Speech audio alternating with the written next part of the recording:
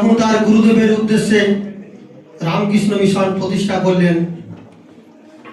Ramakrishna mission প্রতিষ্ঠা করার পরে স্বামী বিবেকানন্দ একদিন 9ই মে 97 সালে তিনি তার মিশনে ধ্যানমগ্ন অবস্থায় আসেন। ইংরেজরা খবর পেলেন স্বামী বিবেকানন্দ ভারতের যুব সমাজকে ডেকে নিয়ে ইংরেজদের বিরুদ্ধে ষড়যন্ত্র করছেন ভারতবর্ষ স্বাধীন করার জন্য। তখন ব্রিটিশ পুলিশ স্বামী বিবেকানন্দকে ঘিরে ফেললেন রামকৃষ্ণ মিশনে।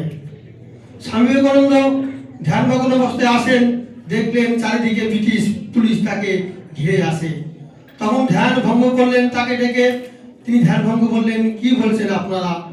বললেন, আপনি যুব সমাজকে ডেকে ইংরেজদের বিরুদ্ধে এই মিশনের রামকৃষ্ণ মিশনের নামে গুপ্ত ষড়যন্ত্র করছেন, গুপ্তচর বাহিনী তৈরি করছেন। তখন স্বামী বিবেকানন্দ বলেছিলেন, হে ইংরেজ, আজ থেকে 50 বছর পরে ভারতবর্ষ স্বাধীন হবে, তোমরা কেউ ঠেকাতে পারবে না। তখন ইংরেজ পুলিশ, ইংরেজরা হেসে বলেছিল, অশিক্ষিত ভারতবাসী, যে ভারতবাসী 2 টাকা 4 টাকা একটা পদ দিয়ে দিলেই তাদের গোপন সংবাদ দিয়ে দেয়, সেই ভারতবর্ষ কোনোদিনই স্বাধীন হবে না। স্বামী বিবেকানন্দ বলেছিলেন, ভারতবাসীর মধ্যেই একদিন বিবেক জাগবে, তাদের রক্ত দিয়ে ভারতবর্ষকে স্বাধীন করবে। সেই জন্য ভারতবর্ষের স্বাধীনতার জন্য যুব সমাজ আসবে, ভারতবর্ষে এরকম মানুষ আসবে যে ভারতবর্ষকে স্বাধীন করবেন। সেই মানুষটা এসেছিলেন নেতাজি সুভাষচন্দ্র বসু। তিনি স্বামী বিবেকানন্দের ভারত স্বাধীনতার স্বপ্নকে বাস্তবায়িত করার জন্য, দেশের জন্য তিনি ঝাঁপিয়ে পড়েছিলেন। স্বামী বিবেকানন্দ এরকম একজন মানুষ ছিলেন, তার ধ্যান যোগের মাধ্যমে শান্তি বলে গেলেন, অনুভব করা যায়। সেই অনুভব তার মধ্যে এসেছিল, সেই অনুভব থেকেই বলেছিলেন, সেটাই বাস্তব হয়েছিল এবং স্বাধীন হয়েছিল। ঠিক 1897 সাল, তোমরা হিসাব করে দেখো, 1947 সালে 15ই আগস্ট, ঠিক 50 বছর পরেই ভারতবর্ষ স্বাধীন হয়েছিল। স্বামী বিবেকানন্দের মতো মানুষ যদি পৃথিবীতে আসে, তথা ভারতবর্ষে আসে, পশ্চিমবাংলায় আসে, ভারতবর্ষ একদিন তার স্বপ্নের ভারতকে স্বাধীন করবে। তাই হোক, এরপরে আমাদের প্রবীর বাবু এসছেন, আমাদের অ্যালুমনি সেক্রেটারি প্রবীর বাবু। তিনি স্বামী বিবেকানন্দের ফুল দান করে, তাই তিনি স্বামী বিবেকানন্দ সম্পর্কে সংক্ষিপ্ত কয়েকটি কথা বলবেন। প্রবীর বাবুকে অসংখ্য ধন্যবাদ, তিনি আমাদের এই প্রোগ্রামে আসার জন্য। জাতীয় যুব দিবস স্বামী বিবেকানন্দের 164তম জন্মদিন আর 163তম জন্মবার্ষিকী। প্রথমেই মার্জনা চেয়ে নিচ্ছি, আমার একটু দেরি হয়েছে বলে। আমরাও একটি অনুষ্ঠানে ছিলাম বিবেকানন্দের জন্মতিথি পালন। আমরা এমন সময় দুটো কথা বলবার চেষ্টা করছি যে সময় প্রায় আমাদের ধৈর্য কমে এসেছে।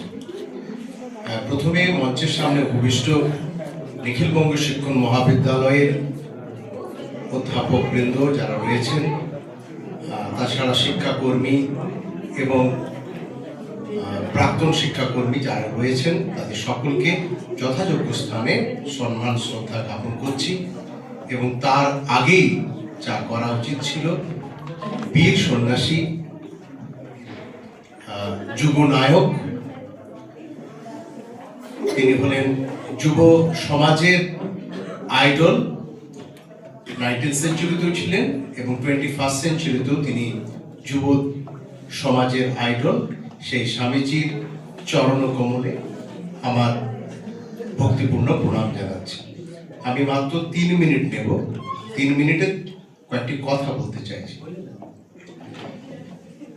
স্বামী বিবেকানন্দ ক্ষণজন্মা, মানে 39 বছর তিনি বেঁচে ছিলেন, কিন্তু 39 বছর তার জীবৎকালে তিনি যা করে গেছেন তা ভারতবর্ষ তথা সারা পৃথিবীকে 3900 বছর এগিয়ে নিয়ে গেছেন। স্বামী বিবেকানন্দের সব থেকে বড় বিষয়টি যেটি আমাদের আকৃষ্ট করে, সেটি শান্তিবাবু বলছিলেন, ধর্ম মানে কিন্তু সেবা। এবং উনি একটি কথা বলেছেন, আমরা ঠিক বুঝতে পারিনি। প্রত্যেকে আমরা যারা রয়েছি তারা আমরা সেবার কাজেই রয়েছে। এই যে শিক্ষাদানের কাজটি আমাদের মহাবিদ্যালয়ে হয়, সেটিকে সেবার মানসিকতায় করা হয় বলেই শিক্ষাটি এত গ্রহণীয় হয়ে উঠেছে। এটি আমার কাছে এবং আমাদের সকলের কাছে একটি অনুকরণীয় বিষয়। স্বামীজির যে জীবন দর্শন, সেই জীবন দর্শনের সব থেকে বড় কথা হচ্ছে এই ধর্ম সম্পর্কে বলতে গিয়ে তিনি যেটা বলছেন, তিনি বলতে চাইছেন তার ধর্ম চেতনা বিজ্ঞানসম্মতভাবে প্রতিষ্ঠিত। অর্থাৎ তিনি অলৌকিকতাতে খুব বেশি বিশ্বাস করতেন না, তিনি আধ্যাত্মিকতায় বিশ্বাস করতেন, কিন্তু আধ্যাত্মিকতা একটি অলৌকিকতার উপর নির্ভরশীল নয়, এটি একটি যোগ সাধনার সঙ্গে তিনি জড়িয়ে রাখতেন। ভারতবর্ষের দর্শনকে, ভারতবর্ষের ধর্ম, উনি বলছেন হিন্দু ধর্মের প্রচারক রূপে আমরা এখন দেখতে পাই, কিন্তু আসল হচ্ছে তিনি মানব ধর্মকে সারা পৃথিবীতে ছড়িয়ে দিয়েছিলেন। এবং সেই ভারতবর্ষের প্রাচীন মানব ধর্ম সারা পৃথিবীর কাছে যে গ্রহণীয় হতে পারে তার প্রমাণ আজকের দিনে আমরা পাচ্ছি। পূর্ববর্তী বক্তারা বলে গেছেন বিবেকানন্দ এত প্রাসঙ্গিক এই কারণেই বলে গেছেন, কারণ এই মুহূর্তে ধর্মকে নিয়ে যে হানাহানি বা ধর্মকে ব্যবহার করে যে ব্যক্তিগত স্বার্থ চরিতার্থ করার যে প্রয়াস রয়েছে, সেখান থেকে আমাদের মুক্তির উপায় হচ্ছে বিবেকানন্দের অধ্যয়ন, বিবেকানন্দের যে দর্শন সেটাকে অনুসরণ করা। আমার বিশেষ কিছু বলার নেই, আমি আরেকটি কথা বলবো, সেটি হচ্ছে স্বামী বিবেকানন্দ শিক্ষার উপরে কিছু গ্রন্থ লিখেছেন এমন নয়, কিন্তু আজও যখন আমরা যেখানেই যাই না কেন আমাদের যে ডেফিনেশনটি, যে সংজ্ঞাটি আমরা মনে রাখি, সেই education is the manifestation of the perfection that is within us or within the man. এইটা সবসময় গ্রহণীয় হয়ে আছে, তিনি অনেক আগে বলেছেন, সেটা আমরা গ্রহণ করি। আমাদের যে পারফেকশনস রয়েছে তারই ম্যানিফেস্টেশন হচ্ছে শিক্ষা। আর এই কলেজের সঙ্গে যারা যুক্ত রয়েছেন তারা কিন্তু বিবেকানন্দের ভাবধারাতে কোনো না কোনোভাবেই প্রভাবিত হন বলেই এত সুন্দর পরিবেশটি রয়েছে। ধন্যবাদ ছাত্রছাত্রীদের, ধন্যবাদ নিখিল বঙ্গ শিক্ষণ মহাবিদ্যালয়ের এনএসএস ইউনিটকে আমাকে দু কথা বলার সুযোগ দিন। ধন্যবাদ। জয়তু বিবেকানন্দ। আজকের এই বিশেষ দিনে বিবেকানন্দের চরণে আমার শতকোটি প্রণাম। এখানে উপস্থিত স্যার সবারকে আমার প্রণাম এবং ছাত্রছাত্রীবৃন্দদের আমার ভালোবাসা। বিবেকানন্দের চরণে আমার প্রণাম জানিয়ে, তার প্রতি শ্রদ্ধাঞ্জলি জানিয়ে আমার নিবেদন, এখনো জাগ্রত তিনি, শ্রী অরবিন্দের লেখা।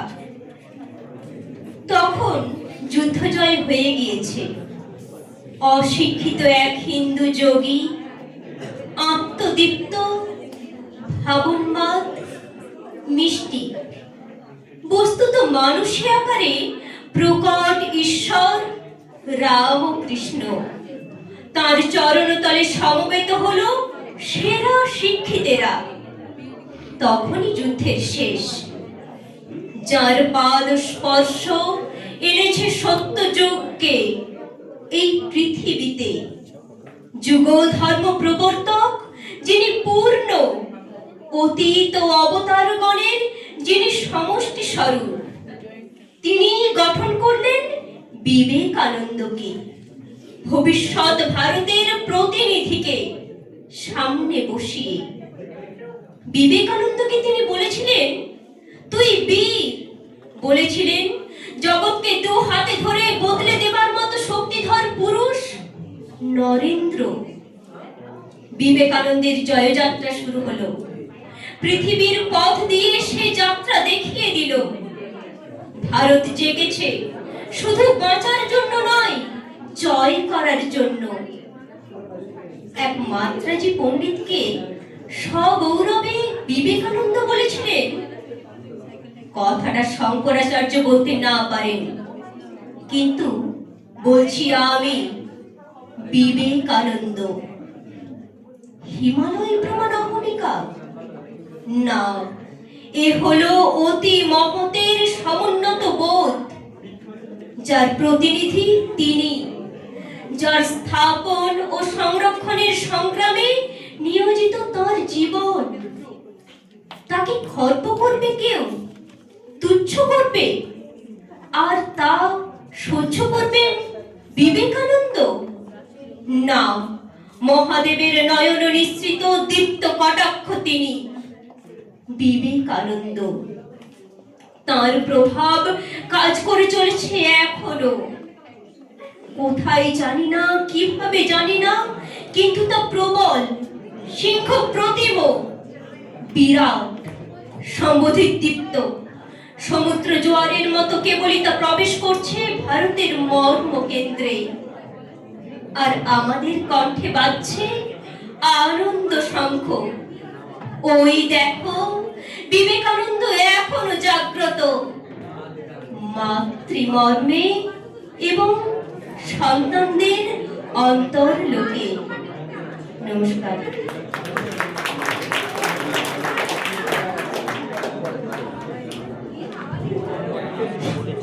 অসংখ্য ধন্যবাদ তারা ঘোষকে, তিনি তার স্বামী বিবেকানন্দ সম্পর্কে অমূল্য বক্তব্য বলার জন্য। স্বামী বিবেকানন্দ বলেছিলেন, যুব সমাজকে সামাজিক শিক্ষায় শিক্ষিত হতে হবে, শুধু পুঁথিগত বিদ্যায় শিক্ষিত হলেই হবে না। তোমরা যে পুঁথিগত শিক্ষা শিখছো, সেই পুঁথিগত শিক্ষাকে সমাজে ছড়িয়ে দিতে হবে। সেই জন্য তোমাদেরকে এরকম প্ল্যাটফর্মে আসতে হবে। প্ল্যাটফর্মে এসে তোমাদেরকে তোমাদের যে জ্ঞান অর্জন করছো, সেই জ্ঞানটাকে বলতে হবে।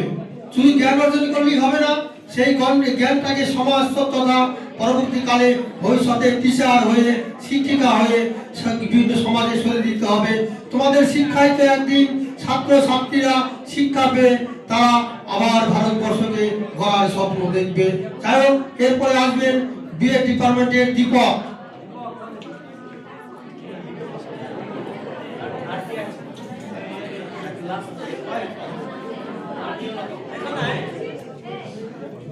গুড আফটারনুন সকলকে।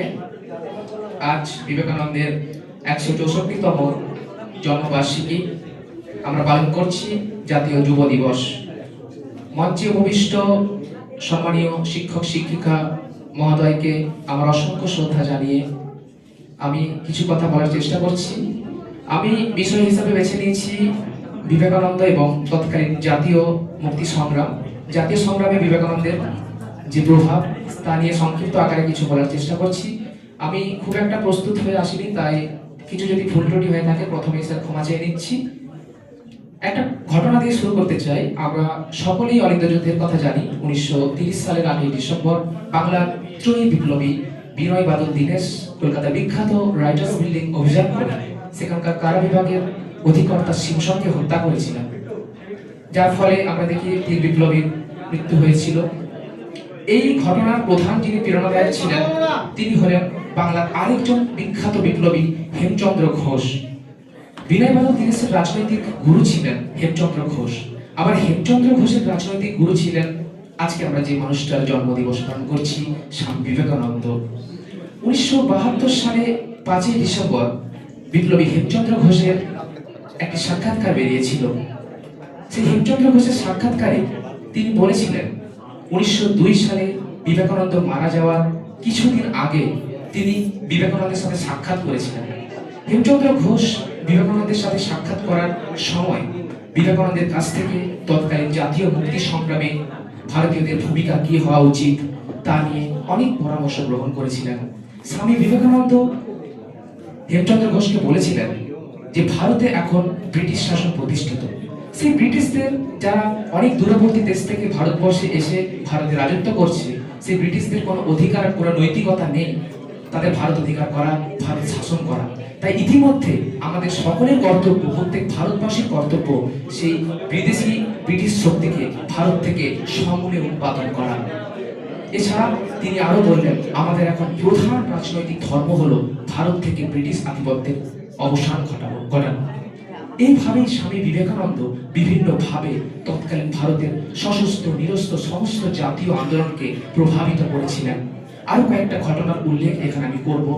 আমরা সকলেই জানি ভারতীয় বিপ্লবীদের প্রধান যে কর্মকেন্দ্র বা কর্মস্থল ছিল কলকাতার অনুশীলন সমিতি, যা 1902 সালে প্রতিষ্ঠিত হয়েছিল।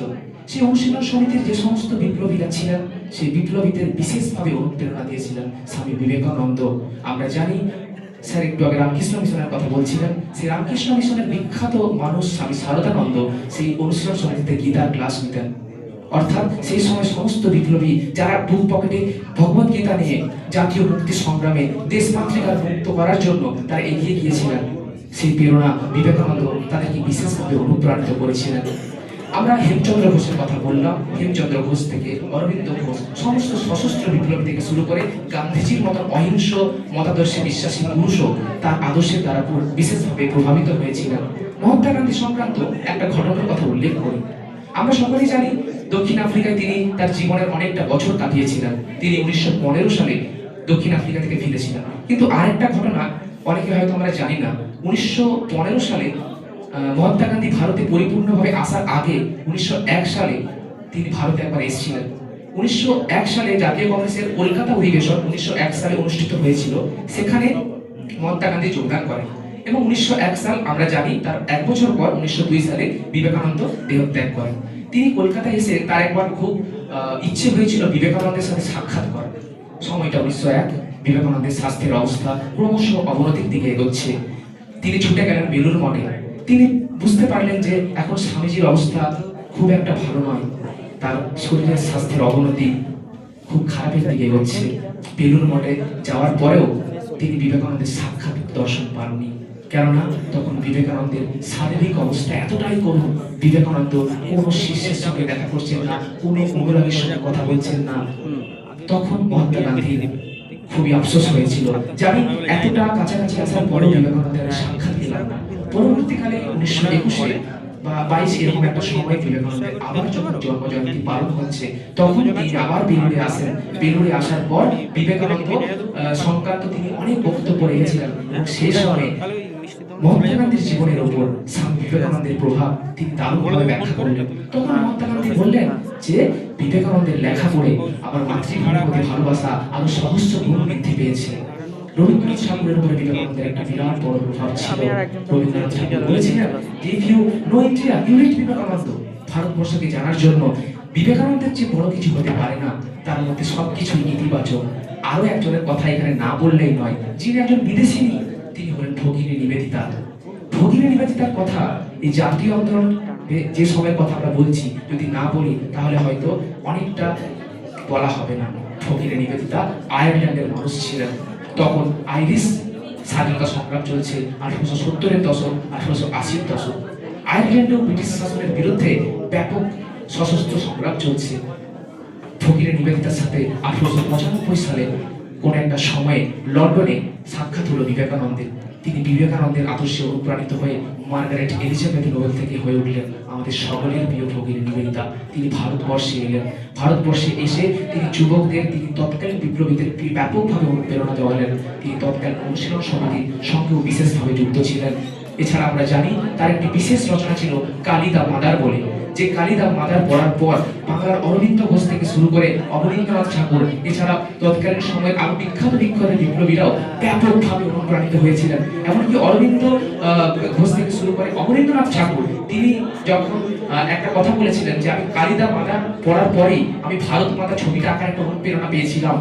1905 সালে দেশ জুড়ে উত্তাল বঙ্গভঙ্গ বিরোধী আন্দোলন। সেই বঙ্গভঙ্গ বিরোধী আন্দোলনের সময় অবনীন্দ্রনাথ ঠাকুর আঁকলেন ভারত মাতা, কিন্তু তিনি প্রথমেই ভারত মাতা আঁকেননি, তিনি এঁকেছিলেন বঙ্গমাতা।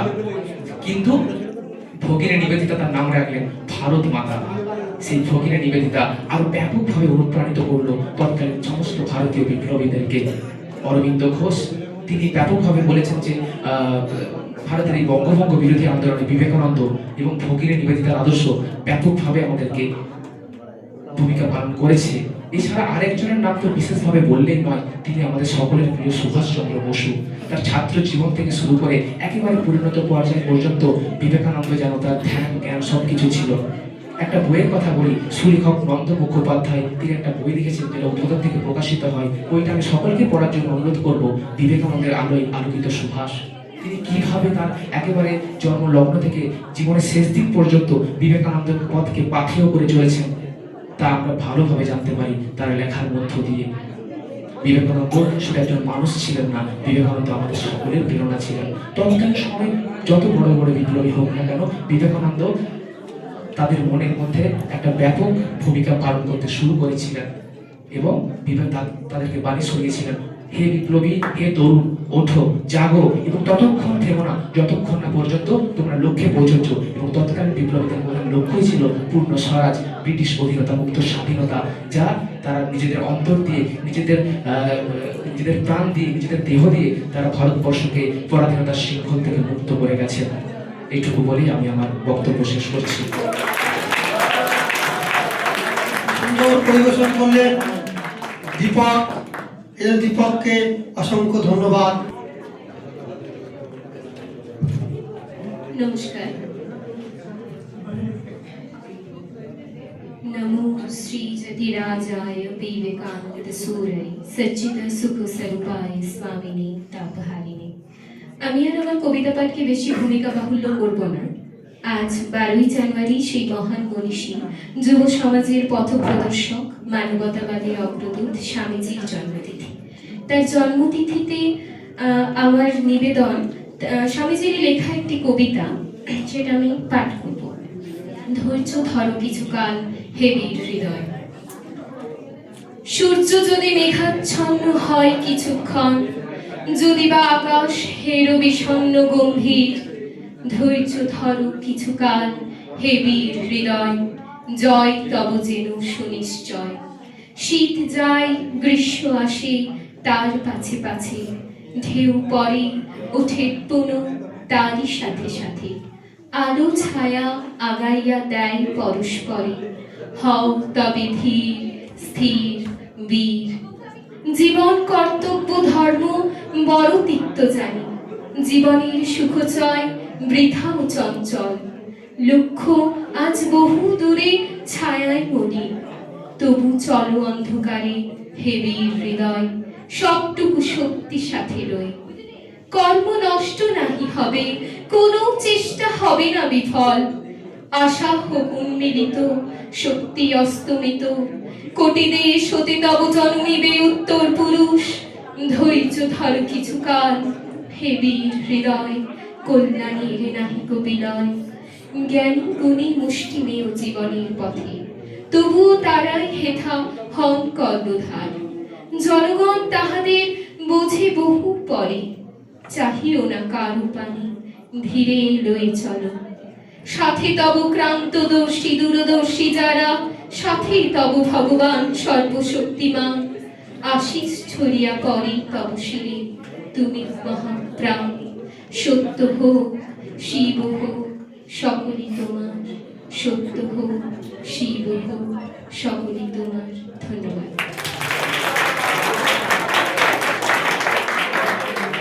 কর্ম চালিয়ে যাবে, সেটা একমাত্র তার ভাববাদ দর্শন মাধ্যমে সম্ভব এবং তার ধ্যানবাদ দর্শনেই সম্ভব। ধ্যানের মাধ্যমেই তোমরা যখন পড়াশোনা করবে, ধ্যানের মতো একযোগে পড়াশোনা করো, তবেই তোমরা 1 থেকে 1000 পর্যন্ত যত দূর আছে সব মুখস্থ হয়ে যাবে এবং পরীক্ষায় গিয়ে তোমরা সাকসেসফুল হবে।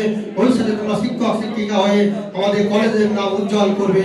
এই বলে আমি আমার যে আজকের অ্যাঙ্কারিং এর যে মূল্যবান কথা, মূল্যবান তথ্য সবাই তুলে ধরেছিল, সেটা আজকে আমাদের এই প্রোগ্রাম সমাপ্তি ঘোষণা করবেন আমাদের আজ বিবিএ ডিপার্টমেন্টের অধ্যাপক ডক্টর নিত্যানন্দ কর্মকার স্যার এবং আজকের দিনের প্রেসিডেন্ট স্বামী বিবেকানন্দ। যে 180তম বার্থডে সেলিব্রেশন, সেই সেলিব্রেশন সমাপ্ত ঘোষণা করবেন।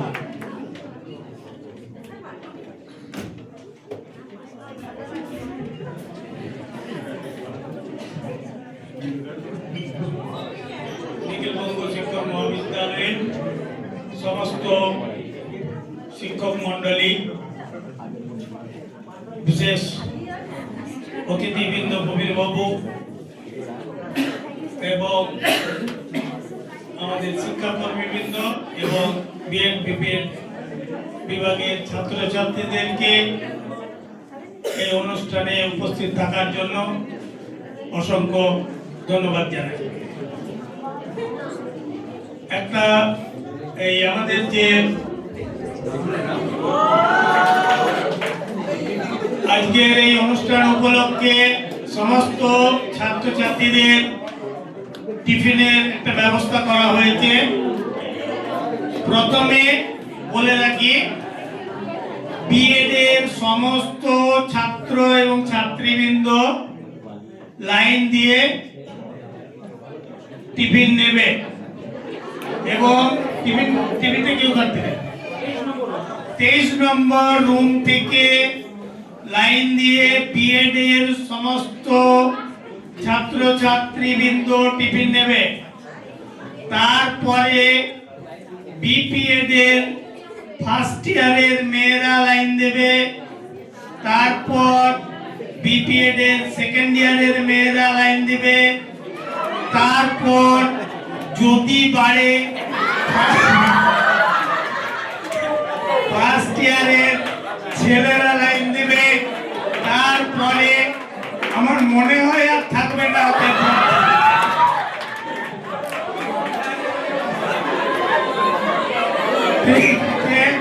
আজকে এই অনুষ্ঠানে পরিসমাপ্তি ঘোষণা করলাম।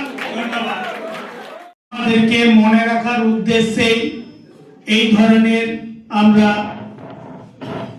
অনুষ্ঠানগুলো করে থাকি। তাদের যে কৃতিত্ব, সেই কৃতিত্বগুলো আমাদেরকে অনুপ্রেরণা জাগায়।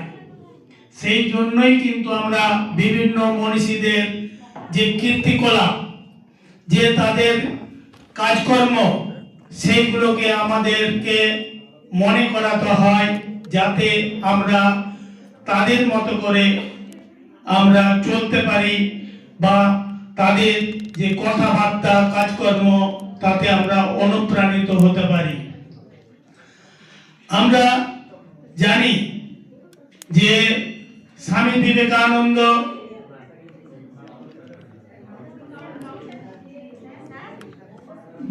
ছোট থেকে যদি বলা যায় তাহলে 1963 সালে 1863 12ই জানুয়ারি দত্ত পরিবারে, অর্থাৎ একটা কায়স্থ পরিবারে তাদের জন্ম হয় এবং তাদের বাড়ি প্রথমত সচ্ছল অবস্থায় ছিল। এই দত্ত বাড়ি সাধারণত কথিত আছে তারা তাদের পূর্বপুরুষেরা এক সময় জমিদার ছিলেন এবং প্রথমত তারা তাদের যে পূর্বপুরুষদের বাড়ি সেটা হলো বর্ধমানের কালনা অঞ্চলের একটা জায়গায়। পরবর্তীকালে তারা কলকাতা ফোর্ট উইলিয়ামের অঞ্চলের যে গোবিন্দপুর অঞ্চল আছে সেখানে তারা বসবাস করতে শুরু করেন। পরে ফোর্ট উইলিয়ামের দুর্গ নির্মাণের কার্যের জন্য সেখান থেকে উঠে গিয়ে সুতারুটি গ্রামে তাদেরকে স্থানান্তরিত হতে হয়। পরবর্তী ক্ষেত্রে সিমলা অঞ্চলে আমাদের স্বামী বিবেকানন্দের জন্ম হয়। পিতা বিশ্বনাথ দত্ত ও মাতা ভুবনেশ্বরী দেবী। যাই হোক, ছোটবেলায় তার ডাক নাম ছিল বীরেশ্বর বা বিলে, অথবা কেউ কেউ বলতো নরেন, এবং বাবার দেওয়ার নাম ছিল নরেন্দ্রনাথ দত্ত। যাই হোক, তার বাবা ছিলেন একজন আইনজীবী এবং পরবর্তী ক্ষেত্রে তিনি ছোট থেকে খুব দুরন্ত ছিলেন এবং দুরন্ত থাকা সত্ত্বেও তিনি ছিলেন অত্যন্ত মেধাবী এবং ছোটবেলার থেকে আধ্যাত্মিকতার উপরে তার প্রতি খুব মনোযোগ ছিল এবং সে ছোট থেকে বিভিন্ন ধরনের কালী, দুর্গা, শিব, বিভিন্ন ধরনের পূজা পার্বণে তিনি পূজা পার্বণ করতেন। পরবর্তী ক্ষেত্রে দেখা গেছে তিনি কলেজ অধ্যয়ন করার সময় তার আসল যে পরিচয় আস্তে আস্তে তার প্রতিভার উন্মেষ ঘটে এবং পরবর্তীকালে তিনি রামকৃষ্ণ দেবের সংস্পর্শে আসেন এবং পরে তিনি তার কাছ থেকে শিষ্যত্ব গ্রহণ করেন এবং তিনি তাই নয়, তিনি আমাদের যে যুব সমাজ, সেই যুব সমাজের কে যে উদ্বুদ্ধ করার জন্য এবং তাদের যে মাদকাসক্তি থেকে নিরস্ত করার জন্য তিনি নানা রকম পদক্ষেপ গ্রহণ করেছিলেন। তাছাড়াও ব্রিটিশ ভারতের যে আমাদের যে আর্থসামাজিক যে পরিবর্তন, সেই আর্থসামাজিক পরিবর্তনের জন্য তিনি নানা রকম কার্যকলাপে অংশগ্রহণ করেছিলেন এবং সেই ব্রাহ্ম সমাজের মাধ্যমে পরবর্তীকালে তার প্রতিষ্ঠিত যে রামকৃষ্ণ মিশন এবং রামকৃষ্ণ মঠ, এই দুটো রামকৃষ্ণ মঠ তা আধ্যাত্মিক বিষয়ে যে প্রচার এবং রামকৃষ্ণ মিশন যে সমাজ কার্যের জন্য যে প্রচার, সেইটা তিনি প্রতিষ্ঠা করেছিলেন। তার মাধ্যমে তাদের রামকৃষ্ণ মিশনের মাধ্যমে যে গরিব দুঃখীদের নানা রকম যে অসুবিধা সেগুলো তারা চেষ্টা করতেন এবং নানা সময়ে দুর্ভিক্ষ বা বন্যা, এই বিভিন্ন পরিস্থিতির সময় এই রামকৃষ্ণ মিশন কিন্তু আগেও প্রথম থেকেই কিন্তু এই গরিবদের জন্য কিন্তু এবং বিপদ আপদের জন্য রামকৃষ্ণ মিশন কিন্তু ঝাঁপিয়ে পড়ে। তিনি হিন্দু ধর্ম প্রচারিত হিন্দু বেদান্ত এবং যোগ দর্শন যে প্রচারের জন্য তিনি সারা ভারতবর্ষে পরিব্রাজকের ন্যায় ঘুরে বেড়ান। তিনি বেনারস থেকে আরম্ভ করে বেনারসে তার পদযাত্রা শুরু করে সেখান থেকে মথুরা, বৃন্দাবন এবং এদিকে জয়পুর, পরবর্তী ক্ষেত্রে দিল্লি, আগ্রা, মহারাষ্ট্রের মিরাট এবং আহমেদাবাদ, গান্ধীনগর, তারপরে এবং শেষ পর্যন্ত দক্ষিণ ভারতেরও কোয়েম্বাটোর থেকে আরম্ভ করে যে রামেশ্বরম প্রভৃতি অঞ্চলে তিনি ঘুরে পড়ে ভারতবর্ষের যে সামাজিক যে কাঠামো, যে ভারতবর্ষের যে আদিবাসীদের যে অবস্থা, সেই অবস্থা তিনি আলোচনা করেন এবং সে ঘোরার সময় বিভিন্ন যে শিক্ষা প্রতিষ্ঠান আছে, বিভিন্ন যে আশ্রম আছে, সেই সকল আশ্রম এবং শিক্ষা প্রতিষ্ঠান দর্শন করার পর সেখানে তিনি তাদের বক্তব্য রাখেন এবং তিনি চেয়েছিলেন যে ভারতবর্ষের যে ভারত আদিবাসীদের মধ্যে যে কুসংস্কারের ছন্ন যে ভারতবাসী, সেই কুসংস্কার থেকে যেন ভারতবাসীরা মুক্ত হয়। যাই হোক, শুধু ভারতবর্ষে তিনি পরিব্রাজক হিসাবে ঘুরে থাকেননি, তিনি পাশ্চাত্য দেশেও ভ্রমণ করার ভারতের দর্শন এবং যোগ দর্শন এবং বেদান্ত সম্বন্ধে আলোচনা করেছেন এবং সকলেই জানেন যে আমেরিকার শিকাগো শহরে তার বক্তব্য পৃথিবীর মধ্যে এখন শ্রেষ্ঠ বক্তব্য হিসাবে পরিচিত হয়ে আছে। যাই হোক, এছাড়াও তিনি ইংল্যান্ড, জাপান, জার্মানি সমস্ত জায়গাতে ঘুরে ঘুরে তিনি বেদান্ত এবং যোগ দর্শন সম্বন্ধে তিনি বক্তব্য রেখে গেছেন। পরিশেষে দেখা গেছে যে 1904 খ্রিস্টাব্দে 1902 খ্রিস্টাব্দে 4 জুলাই তিনি তার শারীরিক অসুস্থতার কারণে মাত্র 39 বছর বয়সে তিনি দেহত্যাগ করেন। যাই হোক, এই আমাদের স্বামী বিবেকানন্দ সম্বন্ধে বলার জন্য আমাদের অন্যান্য স্যাররা আছেন, তারা অনেক বেশি আরো দীর্ঘায়িত এবং সুনির্দিষ্ট বক্তব্য রাখবেন।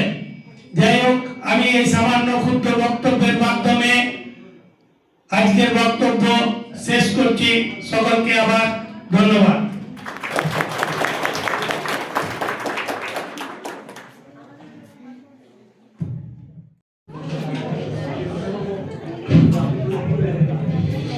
नमो श्री जतिराजाय विवेकानंद सूरये सच्चित सुख स्वरूपाय स्वामिने तापहारिणे।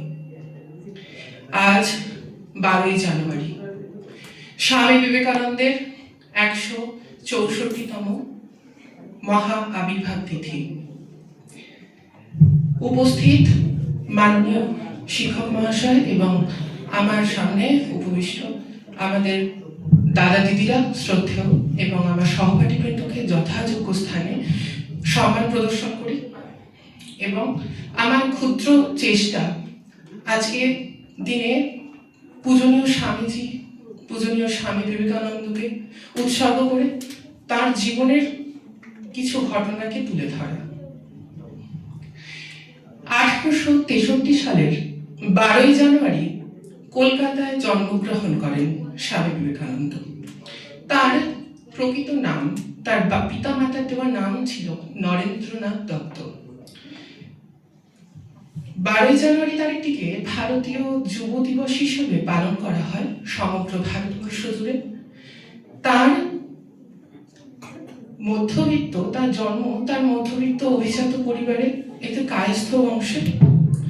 তার পিতা ছিলেন কলকাতার হাইকোর্টের একজন প্রখ্যাত আইনজীবী বিশ্বনাথ দত্ত, মাতা ভুবনেশ্বরী দেবী। শৈশব থেকেই নরেন্দ্রনাথ আধ্যাত্মিকতার প্রতি আগ্রহী ছিলেন। তিনি প্রচুর বই পড়তেন, দর্শন, ধর্ম, সমাজবিজ্ঞান, ইতিহাস, শিল্প ও সাহিত্য তার প্রিয় বিষয় ছিল। পুরাণ, বেদ, উপনিষদ, ধর্মীয় গ্রন্থ তার অতি আগ্রহ ছিল শৈশব থেকে। তার অবসর সময়ে ধ্যান এবং আধ্যাত্মিক পাঠে ব্যয় হতো। নরেন্দ্রনাথের প্রাথমিক শিক্ষা ঈশ্বরচন্দ্র বিদ্যাসাগর মহাশয়ের মেট্রোপলিটন ইনস্টিটিউশনে হয়েছিল। তিনি 1881 সালে চারুকলা বিভাগে পরীক্ষায় উত্তীর্ণ হন।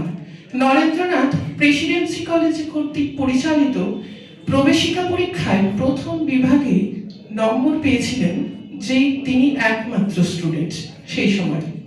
ইউরোপীয় ইতিহাস, পাশ্চাত্য দর্শন, সংস্কৃত ধর্মগ্রন্থ, বাংলা সাহিত্য এবং ভারতীয় ধ্রুপদী সঙ্গীত, ঠপ্পা, টুংরি, অন্যান্য বাদ্যযন্ত্রে তিনি পারদর্শী ছিলেন। পাখোয়াজ বাজিয়ে গান করতেন, যা অনেকেই পারেন না। এছাড়াও ব্রহ্মসঙ্গীত, কীর্তনের প্রতি তার অগাধ জ্ঞান ছিল।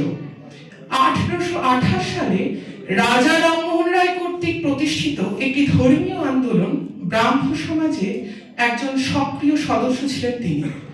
1881 থেকে 1848 সাল পর্যন্ত নরেন্দ্রনাথ কেশবচন্দ্র সেনের নেতৃত্বাধীন ধর্মীয় আন্দোলনের একজন সক্রিয় সদস্য হিসেবে দায়িত্ব পালন করেন।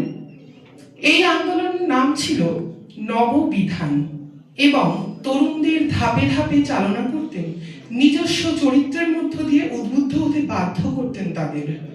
মানবতার সেবা করে আমরা ঈশ্বরকে অনুভব করতে পারি, এটি তার গুরুদেবের সান্নিধ্যে পাওয়া প্রধান শিক্ষার মধ্যে অন্যতম।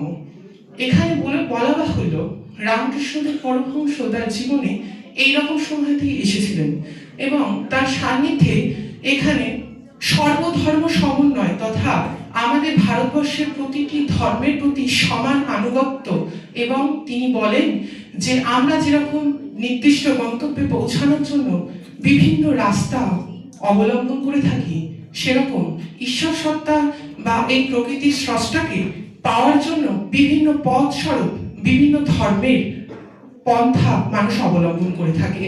প্রকৃত ঈশ্বরের কোনো ধর্ম নেই, আর ধর্মের ঈশ্বর থাকে যা মনুষ্য সৃষ্ট।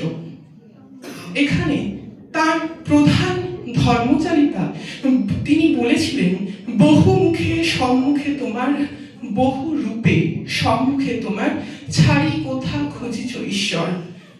জীবে প্রেম করে যেই জন, সেই জন সেবিছে ঈশ্বর। অর্থাৎ তুমি যদি মানুষের প্রতি, মানুষের মধ্যে এবং জীবের মধ্যে ঈশ্বরকে যদি না দেখতে পাও, তুমি মন্দির, মসজিদ, গির্জায় কি দেখবে? মানবতাই পরম ধর্ম। এরপরে 1884 সালে নরেন্দ্রনাথের পিতার আকস্মিক মৃত্যু হয়। তাকে দারিদ্রতার চরম পর্যায়ে নিয়ে যায় সেই সময়।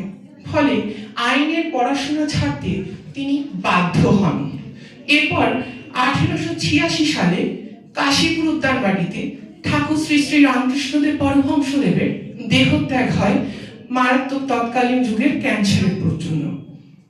নরেন্দ্রনাথ এবং অন্যান্য কয়েকজন শিষ্য সন্ন্যাস ব্রত গ্রহণ করেন। নরেন্দ্রনাথ তথা স্বামী বিবেকানন্দ সন্ন্যাস জীবনের নাম, তার প্রথম সন্ন্যাস জীবনের নাম ছিল স্বামী বিবেকানন্দ। পরবর্তীতে আলোয়ারের মহারাজ তাকে স্বামী বিবেকানন্দ নামে বরণ করে নেন।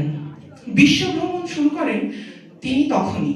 1888 থেকে 1893 সাল পর্যন্ত সমগ্র ভারত ভ্রমণ করেন এবং 31শে মে তিনি পশ্চিমে যাত্রা শুরু করেন, অর্থাৎ ইউরোপে। এই বছরই শিকাগোতে বিশ্ব ধর্ম সংসদে তার বিখ্যাত ভাষণ উপস্থাপন করেন।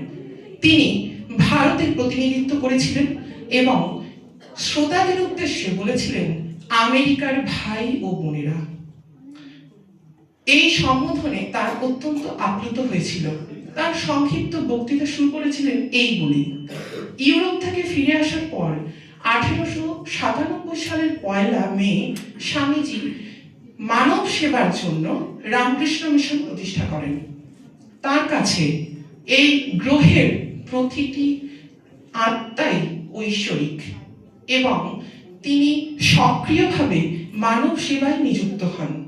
স্বামী বিবেকানন্দের আধ্যাত্মিক যাত্রা জীবনের অন্তিম পর্যায়ে পৌঁছায়। 1802 সালের 4 জুলাই তিনি মহাসমাধি লাভ করেন। তার আশীর্বাদ স্বরূপ আজকের এই পুণ্য দিনে স্বদেশ মন্ত্রটি আমি পরিবেশন করছি। স্বদেশ মন্ত্র। হে ভারত, এই পরানুবাদ, পরানুকরণ, পরমুখপেক্ষা, এই দাস সুলভ দুর্বলতা, এই ঘৃণিত জঘন্য নিষ্ঠুরতা, এই মাত্র সম্বলে তুমি উচ্চাধিকার লাভ করিবে। এই লজ্জাকর কাপুরুষতা সহায়ে তুমি বীরভঙ্কা স্বাধীনতা লাভ করিবে। হে ভারত, বলিও না তোমার নারী জাতির আদর্শ সীতা, সাবিত্রী, দময়ন্তী। ভুলিও না তোমার উপাস্য উমানাথ, সর্বত্যাগী শঙ্কর। ভুলিও না তোমার বিবাহ, তোমার ধন, তোমার জীবন ইন্দ্রিয় সুখের, নিজের ব্যক্তিগত সুখের জন্য নহে। ভুলিও না তুমি জন্ম হইতেই মায়ের জন্য বলি প্রদত্ত। ভুলিও না তোমার সমাজ সে বিরাট মহামায়ার ছায়া মাত্র। ভুলিও না নিজ জাতি, মূর্খ, দরিদ্র, অজ্ঞ, মুচি, ম্যাথর তোমার রক্ত, তোমার ভাই। হে বীর, সাহস অবলম্বন করো, সদর্পে বলো, আমি ভারতবাসী, ভারতবাসী আমার ভাই। বলো, মূর্খ ভারতবাসী, দরিদ্র ভারতবাসী, ব্রাহ্মণ ভারতবাসী, চণ্ডাল ভারতবাসী আমার ভাই। তুমিও কোটিমাত্র বস্ত্রাবৃত হইয়া সদর্পে ডাকিয়া বলো, ভারতবাসী আমার ভাই, ভারতবাসী আমার প্রাণ, ভারতের দেবদেবী আমার ঈশ্বর, ভারতের সমাজ আমার শিশু সজ্জা, আমার যৌবনের উপবন, আমার বার্ধক্যের বারাণসী। বলো ভাই, ভারতের মৃত্তিকা আমার সর্ব, ভারতের কল্যাণ আমার কল্যাণ। আর বলো দিন রাত, হে গৌরীনাথ, হে জগদম্বে, আমায় মনুষ্যত্ব দাও। মা, আমার দুর্বলতা, কাপুরুষতা দূর করো, আমায় মানুষ করো। স্বামী বিবেকানন্দ তিনি প্রধানত জোর দিয়েছেন মানুষ হও। মেধার থেকে গুরুত্বপূর্ণ নিজেকে প্রকৃত মনুষ্য রূপে প্রতিষ্ঠিত করা। সর্বশেষে কবিগুরু রবীন্দ্রনাথ ঠাকুর তার প্রতি যে মন্তব্য করেছিলেন, তুমি ভারতকে জানতে চাও যদি, স্বামী বিবেকানন্দকে জানো। তার মধ্যে সবকিছুই ইতিবাচক, নেতিবাচক কিছু নেই। ধন্যবাদ, নমস্কার। মাননীয় সভাপতি মহাশয়, আমার সহকর্মী অধ্যাপক বৃন্দ এবং নিখিলবঙ্গ শিক্ষা মহাবিদ্যালয়ের শিক্ষাকর্মীবৃন্দ, সর্বোপরি বিএ BPEড এর শিক্ষার্থীরা, প্রথমে চেয়ারগুলো সব ফাঁকা, তাই না? আজকে তো যুব দিবস, আমার মনে হয় এটা ম্যান্ডেটরি করলে ভালো হতো, তাই না? তো অন্য অন্য অনুষ্ঠানে জায়গা দেওয়া যায় না, বাইরে দাঁড়ায়, এলে ভালো হতো, তাই না? যাই হোক, স্বামীজি তো বলছেন তিনি যুবকদের সঙ্গে কাজ করতে ভালোবাসেন। সরলা দেবী চৌধুরীকে চেনা আছে তো? ঠাকুরবাড়ির মেয়ে, জীবনের ছড়া পাতা যিনি লিখেছিলেন, আরো বহু পরিচয়। তাকে একটা চিঠিতে স্বামী বিবেকানন্দ লিখছেন, এদেশের বড় লোকদের কাছে আমি কিছু আশা করি না, আমি কাজ করতে ভালোবাসি যুবকদের নিয়ে। স্পষ্ট ভাষায় বলছেন, তার মোহভঙ্গ হয়েছিল। যদিও আমরা জানি তার একটু সান্নিধ্য পাওয়ার জন্য বিদেশের কথা আমি আর ছেড়েই দিলাম, তাহলে তো বহু দীর্ঘায়িত হয়ে যাবে বক্তব্য, আমি তত যাচ্ছি না। এদেশের রাজরাজারাও পায়ে লুটিয়ে পড়তেন, শুধু খেতড়ির মহারাজা নয়, জয়পুরের মহারাজা, রামনাথের মহারাজা, তাই না? দক্ষিণ ভারতে মাইসোরের রাজা, উত্তর ভারতে গাড়োয়াল, যেখানেই গেছেন সেখানেই কিন্তু তার একটু সেবা করার জন্যে তখনও স্বামী বিবেকানন্দ হননি, তাই না? আমাদের প্রীতম যেমন বলছিলেন, বিবিসানন্দ নয়, অনেক নামে হয়েছিলেন, ঘুরেছিলেন পরিব্রাজক জীবনে, বিবিদিশানন্দ, তাই না? স্বামী বিবিদিশানন্দ নামে অনেকটা, বিশেষ করে পশ্চিম ভারত এবং দক্ষিণ ভারত যখন পরিব্রাজকের জীবন তিনি নিয়েছেন এবং নিজের বুঝতে চেষ্টা করেছেন, আমাদের মতো বই পড়ে নয়। কিছু ট্রেনে গেছেন, আমাদের HOD স্যারও যেমন বলছিলেন, প্রীতম বলছিল বোধহয়, এবং অনেকটাই তিনি পায়ে হেঁটে করেছেন, মাইলের পর মাইল পায়ে হেঁটে ঘুরে বেরিয়েছেন, তাই না? দেশকে জানার জন্য, মানুষকে জানার জন্য। একদিনের কথা বলি, তিনি কলকাতা থেকে তার ইচ্ছে হলো উত্তর ভারত যাব, তাই না? তিনি গেলেন দেওঘর পর্যন্ত। দেওঘর পর্যন্ত কিসে গিয়েছিলেন, পায়ে হেঁটে না ট্রেনে, এটা রিসার্চাররা এখনো ঠিক সিদ্ধান্তে আসতে পারেননি। অনেকে বলছেন যে পায়ে হেঁটে গিয়েছিলেন, অনেকে বলছেন না, এই পথটা তিনি হেঁটে গিয়েছিলেন, তো এই ট্রেনে গিয়েছিলেন। যাই হোক, বৈদ্যনাথ ধাম থেকে সেখান, হেসো না, হাসার মতো কিছু নয়, হাসছো কেন বোকার মতো? এবং তার কারণ হচ্ছে, রঙিন চশমা দিয়ে তিনি দেখেননি, দেখেছেন মাটির সংস্পর্শে এসে খুব কাছাকাছি ভারতের মানুষকে জেনেছেন, তার দারিদ্র্যকে জেনেছেন, তার আধ্যাত্মিকতাকে খোঁজার চেষ্টা করেছেন। এবং দেওঘর থেকে তিনি পায়ে হেঁটে কাশী গেলেন, কাশী থেকে প্রয়াগ থেকে নৈনিতাল থেকে আলমোড়া, পুরোটাই কিন্তু পায়ে হেঁটে তিনি গেছেন। এবং সব দিন যে খাবার জুটেছে এমনও নয়, মাঝে মাঝে তিনি নেতিয়েও পড়েছেন, তাই না? তো তবুও কিন্তু আশা ছাড়েননি। তো সে কারণে তার অন্যতম ভাবশিষ্য নেতাজি সুভাষচন্দ্র বসু 1932 সালে প্রবুদ্ধ ভারত পত্রিকা, প্রীতম নাম শুনেছ নিশ্চয়ই, প্রবুদ্ধ ভারত আজও বেরোয়, ভারতবর্ষের প্রাচীনতম পত্রিকার মধ্যে উদ্বোধন ছাড়া প্রবুদ্ধ ভারত পত্রিকা। এই প্রবুদ্ধ ভারত পত্রিকার ইংরেজি ম্যাগাজিনে নেতাজি সুভাষচন্দ্র যেটা লিখেছিলেন তার বাংলা অনুবাদটা আমি খানিকটা বলার চেষ্টা করছি। এরকম তিনি বলছেন যে বিবেকানন্দ হলেন তিনি, যিনি সাহসে বেপরোয়া, কর্মে নিরলস, প্রেমে সীমাহীন, আক্রমণে নির্দয়, পাণ্ডিত্যে গভীর ও বহুমুখী, আর সরলতায় শিশুর মতন, তিনিই হলেন স্বামী বিবেকানন্দ।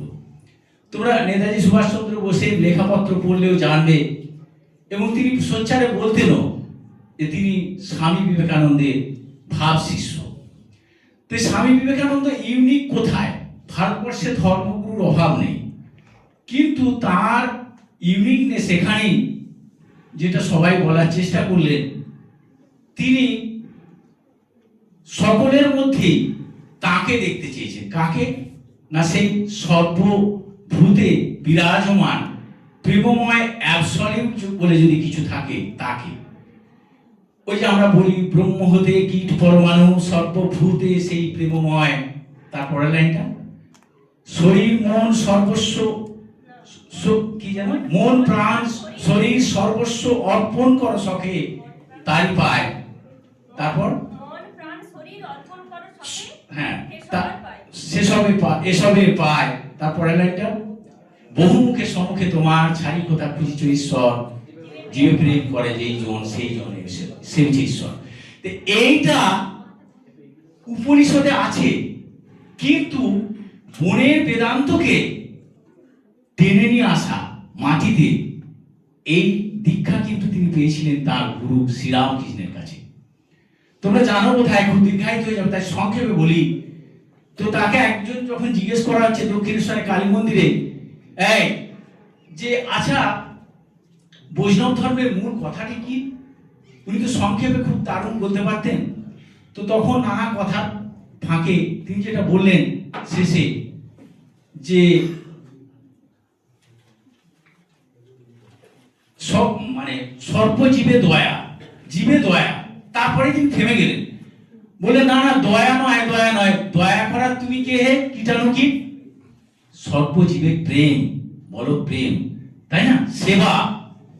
স্বামী বিবেকানন্দ বলছেন, উনিও শ্রোতা ছিলেন সেদিন, যে আজ যাহা শুনিলাম ভগবান যদি কোনোদিন দিন দেয়, তাহলে এই অপূর্ব বাণী আমি ধনী দরিদ্র পণ্ডিত মূর্খ সাঁওতাল চণ্ডাল ব্রাহ্মণ সকলের দ্বারে দ্বারে গিয়ে বলবো, এই অপূর্ব বাণী আমি শোনাবো। অর্থাৎ সকলের মধ্যেই তিনি বিরাজমান।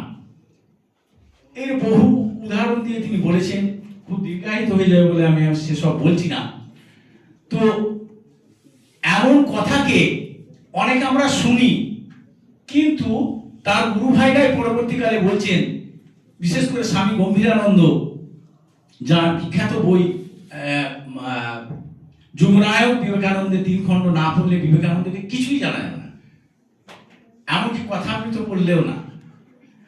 বহু বইয়ের মধ্যে এই 3টেকে পড়তেই হবে। সেখানেও বলছেন যে আমরা সবাই শুনলাম, কিন্তু নরেনের মতো এত গভীর করে তার তাৎপর্য কেউ বুঝতে পারেনি, তাই না? তাই তিনি তার বাবার যখন মৃত্যু হলো, তাই না, আমাদের এই চৌধুরী স্যার বা অন্য স্যাররা বললেন, খুব সম্ভ্রান্ত পরিবারের সন্তান ছিলেন, জানো, প্রচুর আয় করতেন, বিরাট সংসার, কিন্তু বাবার মৃত্যুর পরে তাদের বাড়ির অবস্থা খুব খারাপ হয়ে গেল, দিন চলে না এমন অবস্থা, খাবার জোটে না, যৌথ সংসার ভেঙে গেল। এ নিয়ে বহু কথা আছে। তো তখন অথচ কি এক দুর্নিবার আকর্ষণে দক্ষিণেশ্বর আসতেই হবে, তাই না? তিনি প্রীতম যেটা বলছিলেন, তিনি ব্রাহ্ম ধর্মে দীক্ষিত হননি, যেতেন গান করতে যেতেন, কেশবচন্দ্র সেন বা এমনকি মহর্ষি দেবেন্দ্রনাথ এদের কাছেও গেছেন, এবং গানের সূত্রেই পরিচয় শ্রীরামকৃষ্ণের সঙ্গে। আর একটা কথা বলি, প্রেসিডেন্সি কলেজে ভর্তি হয়েছিলেন, কিন্তু পড়েছিলেন অ্যাকচুয়ালি স্কটিশ চার্চ কলেজ থেকে, যাই হোক সেসব কথা। তো তারপরে তিনি খুব দুর্বিষহ অবস্থা, তখন তার গুরু একদিন বলছেন যে হ্যাঁ রে, এর কিছু ব্যবস্থা করে দেওয়া যায় না। পরে আমরা জানি তার ব্যবস্থাও হয়েছিল, সে চাকরিও চলে গিয়েছিল, ইত্যাদি ইত্যাদি। তো তারপরে একদিন মরিয়া হয়ে তার মনে হলো যে আমি দেখি না, ঠাকুর শ্রীরামকৃষ্ণকে তো সবাই বলে অবতার, তাহলে নিশ্চয়ই এর কাছে বললে আমার মা ভাইদের একটা কিছু একটা ব্যবস্থা হবে, তাই না? যদি দুমুঠো দুবেলা খাবার সংস্থানটাও হতে পারে অলৌকিক ভাবে। তো সেই কথা একদিন পেরিয়ে ফেললেন যে ঠাকুর তুমি আমার হয়ে একবার বলো তো, মা নিশ্চয়ই শুনবেন, যে আমাদের যেন মোটা ভাত কাপড়ের অভাব না হয়। বলে সে কি রে, আমার মুখে যে এসব কথা আসে না। যখন খুব পিড়াপিড়ি করতে থাকলেন, তখন বললেন, আচ্ছা তুই যা না, আমি এখানে আছি, তুই কালী ঘরে যা, যে তুই মাকে বল তুই যা চাইবি তাই পাবি। সবাই জানা নিশ্চয়ই। তিনি কি বললেন, গেলেন, যে কিন্তু আর আমাকে খাবার দাও এসব বললেন কি কি কি বললেন? ভক্তি দাও, বৈরাগ্য দাও, তাই না? এরকম 3 বার হলো। প্রতিবারই জিজ্ঞেস করলেন যে হ্যাঁ রে বলেছিস? না আমি পারিনি। কি বলেছিস? না এই বলেছি। যা আরেকবার যা। 3 বারের বেলায় সেবারেও বলতে পারলেন না। যদিও তার পরের কথাটিতে খুব সুন্দর করে আছে যে তারপরে তার গুরু তাকে বললেন বেশ যা, তোর মায়ের মা ভাইদের মোটা ভাত কাপড়ের আর অভাব হবে না।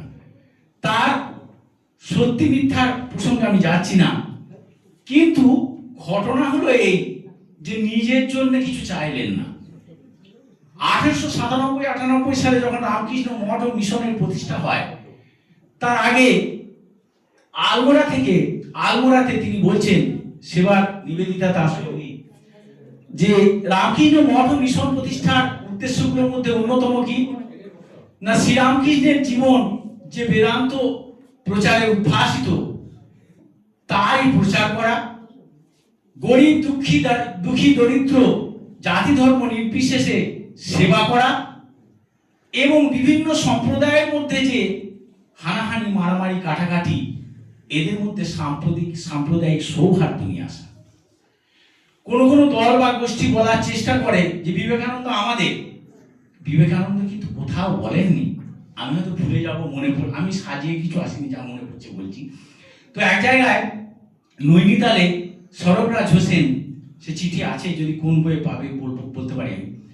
তো সরবরাজ হোসেন বলছেন পরিষ্কার যে স্বামীজি, যদি ভবিষ্যতে আপনাকে কেউ অবতার বলে দাবি করে, জানবেন আমি মুসলমান হয়েও তাদের মধ্যে অগ্রগণ্য। তিনি দীর্ঘ সাহচর্যে ছিলেন স্বামীজি নৈনিতাল আলমোড়া পর্বে, এবং তিনি বুঝেছিলেন যে একে যেভাবে প্রেজেন্ট করা হয় ইনি ঠিক তেমনটি নয়, তাই না? যেমন তার গুরু, তোমরা জানো, ইসলাম ধর্ম খ্রিস্টান ধর্ম সবেতেই কিন্তু তিনি সাধন করেছিলেন এবং তাতে সিদ্ধ হয়েছিলেন। তারপরেই সেই বিখ্যাত কথা যে একই পুকুরে লোকে জল নিচ্ছে, ওয়াটার, কেউ বলছে পানি, কেউ বলছে জল, বিষয়টা তো একই, তাই না? তো এই জীব জ্ঞানে শিব জ্ঞানে জীব সেবা, এটি তাকে আমার মনে হয় তার সেরা কাজ। অজস্র দৃষ্টান্তের মধ্যে 2-1টা না বললে খুব অপূর্ণ থেকে যায়, তাই বলি। সেবার স্বামীজি গেছেন হরিদ্বারে। তো হরিদ্বারে গিয়ে তার যে শিষ্য স্বামী কল্যাণানন্দ এবং নিরাময়ানন্দ, অচিন্ত কুমার সেনগুপ্তের বই যদি পড়ো, বীরেশ্বর বিবেকানন্দ 2 খণ্ডে আছে, সেখানে খুব সুন্দর দেয়া আছে, এবং শঙ্করের গ্রন্থেও এই প্রসঙ্গটি পাবে, যে তাদেরকে দীক্ষা দিলেন। দীক্ষা দেওয়ার পরে বললেন, হ্যাঁ রে কল্যাণ, তোরা কি কিছু করতে পারিস না? এই যে এত দুঃখী দারিদ্র এত মানুষ, তাই না, এদের জন্য তোরা এখানে কিছু করতে পারিস না? কল্যাণানন্দ কিন্তু সেটা আত্মস্থ করলেন, এবং তিনি চেয়ে চিনতে ভিক্ষা করে সেখানে একটা হাসপাতাল প্রতিষ্ঠা করলেন। হরিদ্বারে জায়গার অনেক দাম, তখন কর্ণখল ছিল জঙ্গলে ভরা, কর্ণখলে জঙ্গলের ভেতরে একটা হাসপাতাল প্রতিষ্ঠা করলেন, সেবাশ্রম। সেখানে তারা হাসপাতালে এমনি শুধু সেবা করতেন না, প্রথম তো লোকজন আসতে চাইতো না, তারা হরিদ্বার ঋষিকেশে ঘুরে ঘুরে কে কোথায় পড়ে আছে দরিদ্র কুটিরের মধ্যে, যার দেখার কেউ নেই, তাদেরকে ধরে ধরে নিয়ে আসতেন। এমনকি আমি অন্য জায়গাতেও দেখলাম, অন্য আর একজন লেখক কিন্তু তাই বলছেন যে সকাল হলে হরিদ্বার থেকে ঋষিকেশের দূরত্ব প্রায় 15 থেকে 18 মাইল, মানে প্রায় 24-25 কিলোমিটার। প্রত্যেক দিন সকালবেলায় তার সঙ্গে 7 বছর পরে স্বামী নিরাময়ানন্দ যোগ দিয়েছিলেন বেনারস থেকে। তারা প্রত্যেক দিন সকালবেলায় পায়ে হেঁটে ঋষিকেশ যেতেন। ঋষিকেশে যাওয়ার সময় রোগীদের খাবার দাবার, তাদের পরিচর্যা করা, ওষুধপত্র, তাদের যেটুকু জ্ঞান, সেই সব কিছু নিয়ে যেতেন। বিভিন্ন বস্তিতে ঘুরে ঘুরে কার শরীর খারাপ ইত্যাদি, কাকে খাবার দিতে হবে, এইসব দিয়ে দুপুরবেলায় বিশ্রাম নয়, দুপুরবেলায় আবার নিজেরা মাধুকরী করতেন। কারণ ওই টাকা যারা ভক্তরা দিয়েছে তারা তাদের জন্য দেননি, এটা তাদের বিশ্বাস ছিল। তারা নিজেদের খাবারের জন্য লোকের ঘরে ভিক্ষা করতেন, আবার বিকেল বেলায় ওই পাহাড়ি পথ অতিক্রম করে নিজেদের ডেরায় রাত্রে পৌঁছাতেন। এরকম করে বছরের পর বছর করেছেন। অনেকদিন পরে সেখানে দেখা গেল, আমি সেই সন্ন্যাসীর নামটা ভুলে যাই, ধনগিরি, নট ভোলাগিরি। এখনো হরিদ্বারে আছে ভোলাগিরি আশ্রম, যারা মহাপ্রস্থানের পথে প্রভু কুমার সান্যালের পরিচয় ভোলাগিরি আশ্রমের কথা তখনকার দিনে বিখ্যাত হয়েছিল। যাই হোক, ধনগিরি নামে একজন সাধু প্রভাবশালী তিনি এসেছেন এবং তিনি একটি বিরাট ভান্ডারা দেবেন গোটা হরিদ্বার ঋষিকেশে, হরি হরি কাণ্ড। এই বলে রাখি, এই ধনগিরি কিন্তু যুবক বয়সে স্বামী বিবেকানন্দের সঙ্গে সাক্ষাৎ হয়েছিল, বেদান্ত বিষয়ে আলোচনা হয়েছিল এবং স্বামী বিবেকানন্দতে অত্যন্ত মুগ্ধ ছিলেন। তো তিনি বললেন যে হ্যাঁ গো, আমি তো শুনেছি যে স্বামী বিবেকানন্দের দুজন শিষ্য এই কাছাকাছি কোথাও থাকে, তাদেরকে নিমন্ত্রণ করেছো তো? বললো না। বলে কেন? না মহারাজ, ওরা মেথরের কাজ করে। তার মানে? না, ওরা নিজের হাতে লোকের মলমূত্র পরিষ্কার করে। তখন লোকবল অর্থবল এত ছিল না। লোকের মলমূত্র পরিষ্কার করে, কুষ্ঠ রোগীকে সেবা করে, সাধু সন্তদের করে, গরিব দুঃখীদের নিয়ে যায়। ওদের কোনো জাত নাই, ওরা মেসনি সাধু, ওরা ভাঙি সাধু। সমস্তটা শুনে ধনগিরি বললেন যে যাও, ওদেরকে নেমন্তন্ন করে নিয়ে এসো। স্বামী নিরাময়ানন্দ কিছুতেই যাবেন না, কিন্তু কল্যাণানন্দ যদিও বা রাজি হলেন, নিরাময়ানন্দ বলছে কোনোভাবেই যাব না। কেন? না, আমরা সাধু বলে, গরিব সাধু বলে কি আমাদের কোনো সম্মানই নাই? আর তোমরা একদিন খুব ভুরিভোজ খাইয়ে দেবে, তারপরে তো আমাদের সেই শুকনো রুটি, যাব না। এত অপমান, আমরা সবাইকে নেমন্তন্ন করা হয়েছে। ধনগিরি তার ওদেরকে বললো যে আচ্ছা, তোমরা শরীর খারাপ হলে কাদের কাছে যাও? না কেন, ওই কনখলের হাসপাতালে, কনখলে একটু কম দামে জমিটা পাওয়া গেছিল। ওই বলছে তাহলে তোমরা শরীর খারাপ হলে সেখানে যাও, তাদের সেবা নাও, অথচ তাদেরকে মেথর বলছো? হ্যাঁ, যেভাবেই হোক তোমাদের নিয়ে আস, না আমি ভান্ডারা বন্ধ করে দেবো। নিয়ে এলেন, হাতে পায়ে ধরে তার শিষ্যরা তাদেরকে নেমন্তন্ন করে নিয়ে এলেন। নির্দিষ্ট দিনে দুপাশে ধনগিরি স্বামী মহারাজ তাদের দুজনকে বসালেন এবং হাজার হাজার লোকের সামনে বললেন যে দেখো, তোমরা মনে করো যে তোমরা মস্ত বড় সাধু, আসল সাধু হচ্ছে এরা স্বামী বিবেকানন্দের ভাবধারায় দীক্ষিত, এরা নতুন যুগের নতুন সন্ন্যাসী।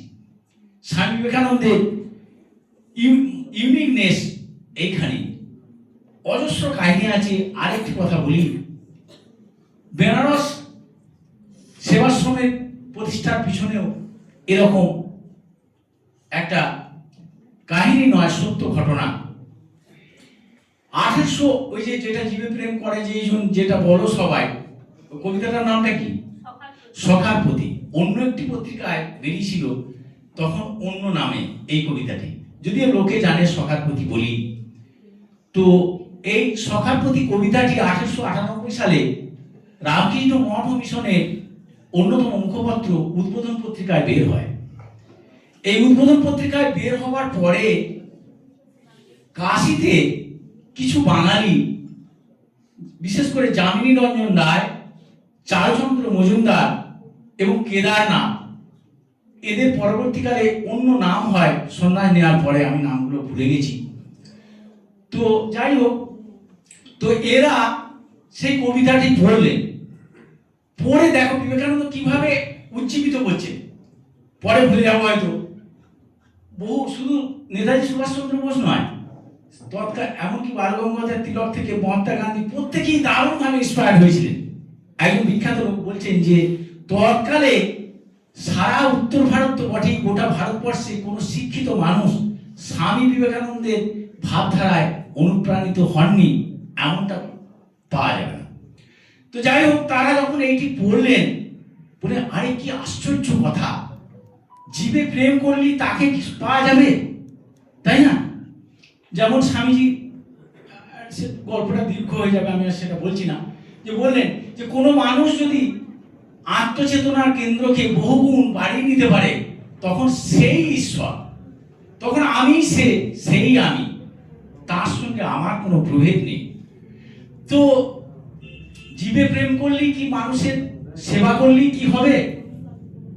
হ্যাঁ, যেটা প্রীতম বলতে চাইছিল অনেক আগে, না কে বললো যে গুরুকে যখন বললেন যে আমি কি চাই, না নির্বিকল্প সমাধি। নির্বিকল্প সমাধি কি সেটা সেমিনারে বলার বিষয় নয়, সাধারণভাবে যেটুকু বুঝি। তো জ্যোতির সমুদ্র, যেখানে শোক দুঃখ তাপ সবকিছুর ওপারে। তো বললেন হ্যাঁ রে, তুই নির্বিকল্প সমাধি কি নিবি? তোর জন্য হাজার হাজার মানুষ অপেক্ষা করছে, তাই না?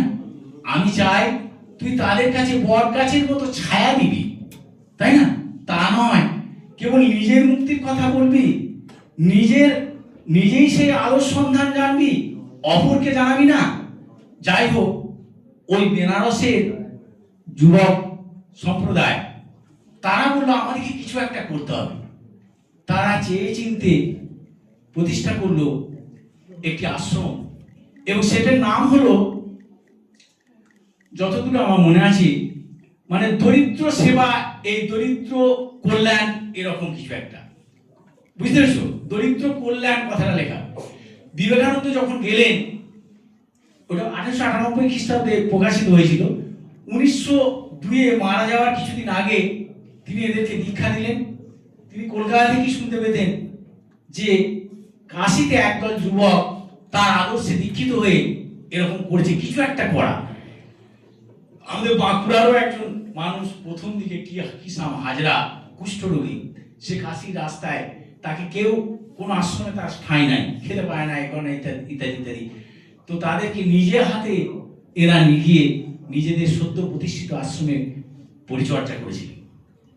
যাই হোক, তো তারা এরকম কাজ করেন। বিবেকানন্দ যে বললেন হ্যাঁ রে, তোরা এই খুব ভালো কাজ করছিস, কিন্তু এরকম নাম দিয়েছিস কেন?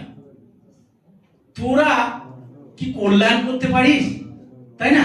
দারিদ্র নিবারণ, তোরা বল সেবা করব, তাই না? সেবার মানসিকতা নিয়ে আগা, না হলে যে অহংকার চেপে বসে, তাই তার নাম হলো কাশী সেবা সমিতি, তাই না? পরবর্তীকালে স্বামীজির মৃত্যুর পরে সেটা রামকৃষ্ণ মিশনকে হ্যান্ডওভার করে দেওয়া হয়। যাই হোক, স্বামীজির অজস্র কথা, অজস্র গল্প। তো সেসবের বাইরে একটা কথা বলি। সেদিন দেখছিলাম এক জায়গায় একজন লিখছেন, তোমরা জানো হয়তো সেই ছোট গল্প 2 লাইনে, যে একটা বনে বিরাট আগুন লেগেছে, তাই না?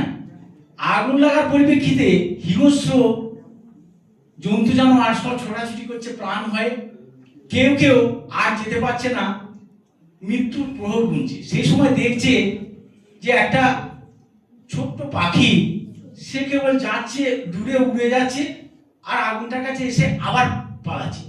তখন এরা হেসে ফেললো যে ছোট পাখিটা কি করছে, ও নিজেই তো পুড়ে মরে যাবে, আমরা এরকম অসহায়।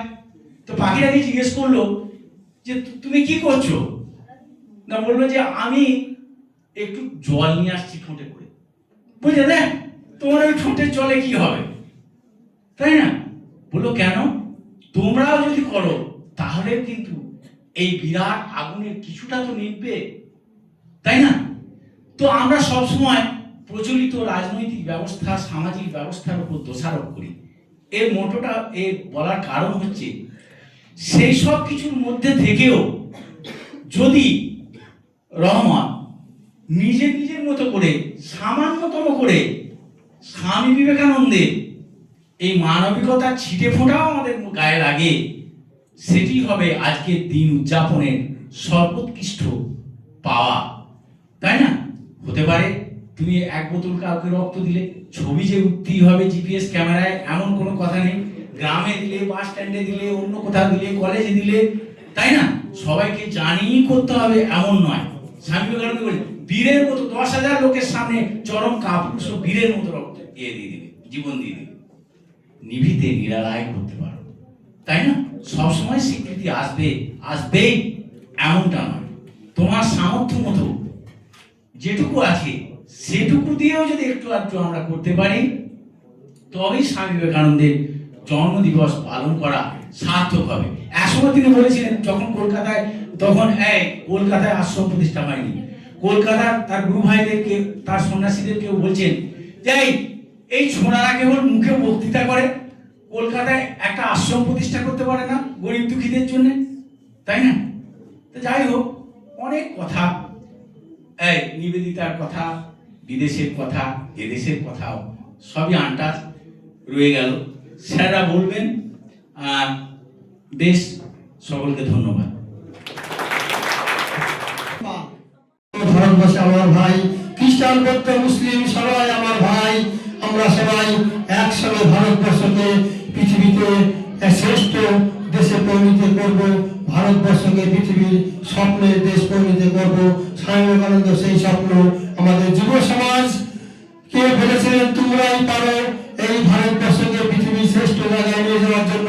তাই তিনি বলেছিলেন, আমাকে মাত্র 100 জন মানুষ দাও, তাহলে আমি ভারতবর্ষকে পৃথিবীর শ্রেষ্ঠ জায়গায় নিয়ে যাব। আজ আমাদের মধ্যে দুটো মানুষ আমরা পেয়েছি, স্বামী বিবেকানন্দ ছিলেন, তারপরে ডক্টর এপিজে আব্দুল কালাম, দুটো মানুষ আমাদের মধ্যে এসেছেন। আর আমাদের প্রয়োজন মানুষ যদি আসে, তাহলে ভারতবর্ষ শ্রেষ্ঠ জায়গায় পরিণত হবে।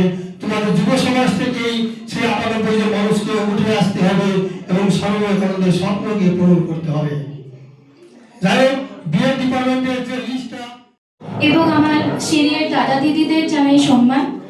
আজকে স্বামী বিবেকানন্দের জন্মজয়ন্তী উপলক্ষে তার আদর্শকে স্মরণ করে আমি কবি সুবোধ সরকারের লেখা কবিতা বেলুড় এটি পরিবেশন করছি।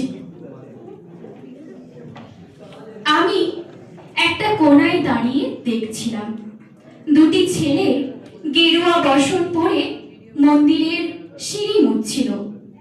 এত মন দিয়ে আমি কাউকে সিঁড়ি মুছতে দেখিনি, এত ভালোবাসা দিয়ে আমি কাউকে ধুলো তুলতে দেখিনি।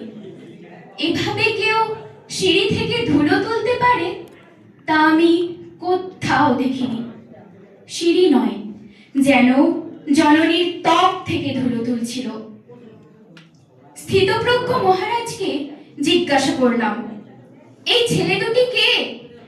মহারাজ মৃদু হেসে বললেন, একজন নিউক্লিয়ার ফিজিসিস্ট, একজন IBM এর 6 লাখ টাকার চাকরি ছেড়ে এখানে এসেছে, সিঁড়ি ধুতে এসেছে।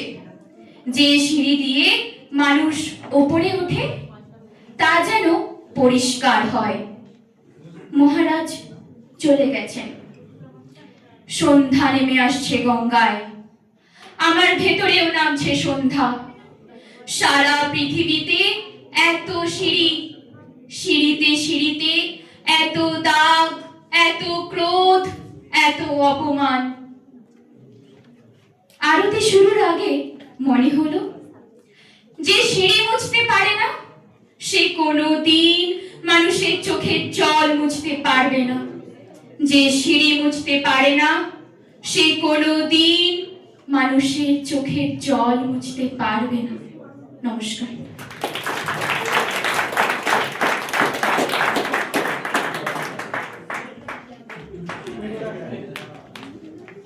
A very good morning. Actually,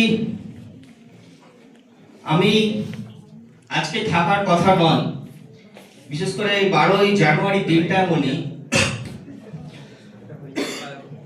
বিভিন্ন জায়গাতে আলোচনা চলে। তো আজকে একটা শিশু তীর্থ বলে একটা আশ্রমিক স্কুল শান্তিনিকেতনে ছিল, সেখানে আমার ইনভিটেশন ছিল, কিন্তু তরুণ এমন ভাবে বলল যে কল্পনা আসতেই হবে। তো আমরা সেটাতে, কারণ আমার দেখলাম যে এটাতে ওখানেও আমি কথা দিয়েছিলাম, কিন্তু ব্যাড কি ওখানে থাকতে পারলাম না, আমাকে ডিসিশন নিতে হলো বিষ্ণুপুরে আসার জন্যই। তো ভালো লাগছে এত সুন্দর একটা পরিবেশ দেখে। আজকের এই দিনটা 12ই জানুয়ারি আমি দেখতে পাচ্ছি you are the creator of your own destiny. যুব দিবস, আমি অনেকক্ষণ ধরে শুনলাম বক্তব্য, স্বামীজির ওপর সবাই সমস্তটাই কভার করে দিয়েছেন।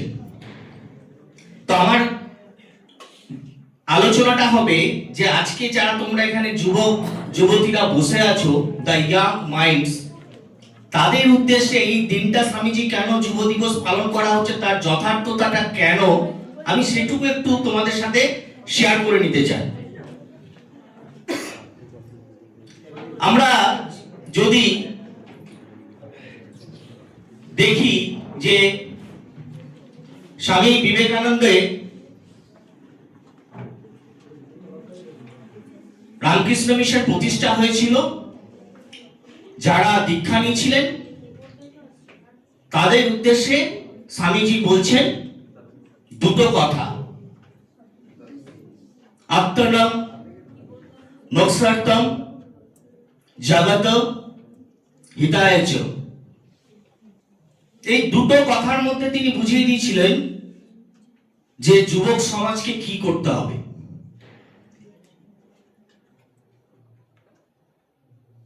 উনি বলেছিলেন আত্মনম মোক্ষার্থম মানে আমাদেরকে নিজেকে মুক্তি করতে হবে, জগত হিতায়চ, খুব দামি কথা, জগৎকেও মুক্ত করতে হবে। এই মুক্তি লাভ কিভাবে হবে সেটা তিনি বলেছিলেন দুটো কথার মাধ্যমে। তিনি বলেছিলেন প্রকৃতিকে জয় করতে হবে। প্রকৃতিকে কিভাবে জয় করতে হবে? একটা হচ্ছে আন্তঃপ্রকৃতি, একটা বহির প্রকৃতি, ইনার এবং এক্সটার্নাল, ইন্টারনাল এবং এক্সটার্নাল প্রকৃতির কথা স্বামীজি বলেছেন। আন্তঃপ্রকৃতি মানে আমাদের নিজেদের সাথে লড়াই, বহির প্রকৃতি মানে বাইরের জগৎকে আমরা কিভাবে জয় করব উইথ টেকনোলজি, আর নিজের অন্তর প্রকৃতিকে কিভাবে জয় করব স্পিরিচুয়ালিটি, আধ্যাত্মিকতার মাধ্যমে। এবং এই কথাটা বলতে গিয়ে তিনি বলেছিলেন what we can do, we can connect western science with Vedanta, মানে ওয়েস্টার্ন সায়েন্সকে বেদান্তের সাথে যুক্ত করতে চেয়েছেন, মেলাতে চেয়েছেন। একদিকে থাকছে সায়েন্স, যার মাধ্যমে আমরা এক্সটার্নাল যত বাধা বিপত্তি আসবে সেখান থেকে মুক্তি লাভ পাবো। একদিকে থাকছে বেদান্ত, স্পিরিচুয়ালিটি, আধ্যাত্মিকতা, যার মাধ্যমে আমরা আমাদের নিজের অন্তঃপ্রকৃতিকে গড়ে তুলব। স্বামীজি যখন এই কথা দুটো বললেন তখন তোলপাড় হয়ে গেল যে না, সত্যি এই কথা দুটোর অর্থ খুঁজে বার করতে হবে। উপনিষদে বলা আছে তৎতমসয়, তুমি সে। তৎতমসয় মানে হচ্ছে স্বামীজি উপনিষদের থেকে যে কথাটা বলেছেন, স্বামীজির বাণীতে উপনিষদে বলেছে যে তুমি পারো তোমার চরিত্রটাকে গড়ে তুলতে, characterization of education, man making education. আমরা জানি, আমরা গর্ববোধ করি, we feel proud to be the son of land of Swami Vivekananda. কেন? স্বামী বিবেকানন্দের দেশের সন্তান হিসেবে গর্ববোধ করি, because Swami Vivekananda is one man industry. একটা স্বামী বিবেকানন্দই যথেষ্ট গোটা ওয়ার্ল্ডকে চেঞ্জ করে দিতে, একটা রবীন্দ্রনাথ ঠাকুরই যথেষ্ট গোটা বিশ্বকে চেঞ্জ করে দিতে।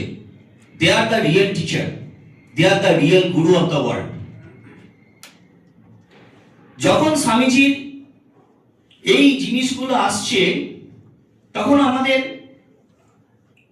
যুবককে, যুব সমাজকে কিভাবে গড়ে তোলা যায় তার কথা অনুযায়ী আমরা সেগুলো একটু আলোকপাত করার চেষ্টা করব। কিছু কুসংস্কার আছে, অলরাউন্ড ডেভেলপমেন্টের কথা জানি। যদি আমরা ক্লাসে কাউকে গিয়ে বলি ফার্স্ট বয় ওঠো, উঠে দাঁড়াও, দেখবে একজন উঠে দাঁড়ায়। আর বাকি সবাই বসে থাকি। কিন্তু স্বামীজিদের আলোচনায়, রামকৃষ্ণ মিশনের আলোচনায় উঠে এসছে, যেটা আমরা গতানুগতিক একটা চিন্তায় করে রয়েছি, যে যখন আমরা ক্লাসে জিজ্ঞেস করছি who is the first boy, please stand up, একটা মাত্র ছেলে উঠে দাঁড়াচ্ছে। কেন না সে পড়াশোনায় ফার্স্ট। পড়াশোনায় ফার্স্ট যেরকম আছে, খেলাধুলাতেও কেউ ফার্স্ট হয়, নৃত্যে নাচে গানেও কেউ ফার্স্ট হয়, he is also first boy. তো স্বামীজির আদর্শ যদি আমরা চলি, তাহলে each and every child is the first boy in the class in his or her own field. তার মানে পড়াশোনাতে ফার্স্ট হলে হবে না, অন্যান্য মেধার ভিত্তিতেও আমরা অনেককে খুঁজে বার করি, তারা ফার্স্ট হয়। This is Swami Vivekananda. স্বামীজি যখন দেখছেন যে যুব সমাজকে স্ট্রং করতে হবে, তিনি বলছেন কিছু সুপারস্টিশিয়াস কুসংস্কারের মধ্যে দিয়ে আমরা যাই। উনি বলছেন আমরা জানতাম যে কম্পিটিশন ইজ দ্য কি অফ সাকসেস। তিনি বলছেন এটা একদমই ভুল কথা। সার্ভাইভাল ফর দ্য ফিটেস্ট, এই কথাটা সকলের জন্য নয়। পশু পাখি এদের জন্য survival of the fittest is okay, but as per Vivekananda, মানুষ জীবনের জন্য, মনুষ্যত্বের জন্য এটা এই কথাটা যথার্থ নয়। তিনি উদাহরণ দিচ্ছেন, একটা কুকুরকে, দুটো কুকুরকে এক থালা ভাত দেওয়া হলো, দুজনের মধ্যে কম্পিটিশন। সেই কুকুরের মধ্যে যে লড়াই করে জিততে পারবে সেই খেতে পারবে, বাকি কুকুরটা ক্ষুধার্ত অবস্থায় থাকবে। কিন্তু যদি প্রকৃতই আমরা মানুষ হয়, দুটো মানুষকে যদি এক থালা ভাত দেওয়া হয়, ভাতটা দুজনা মিলে সমানভাবে ভাগ করে খাবে, যদি সত্যি প্রকৃত মানুষ হয়। তো এই কুসংস্কার থেকে আমাদের বেরোনোর কথা স্বামীজি বলেছেন, যুব সমাজকে বলেছেন যে এটাকে পালন করার জন্য সুন্দরভাবে, এবং তোমাদের স্টুডেন্টদের মধ্যে যে সচেতনতা, যে ইউথ জেনারেশনের মধ্যে যে আগ্রহ স্বামীজির প্রতি, সেটা আরো বাড়ুক। স্বামী বিবেকানন্দের বিভিন্ন লেখা, বিভিন্ন সচেতনতার বার্তা নিয়ে তোমরা এগিয়ে চলে, এই কামনা করে আমি আমার বিশেষ বক্তব্য এখানেই সমাপ্ত ঘোষণা করছি। ধন্যবাদ। আমার নাম বৈশাখী মুর্মু। আমি একটি কবিতা পাঠ করে শোনাচ্ছি।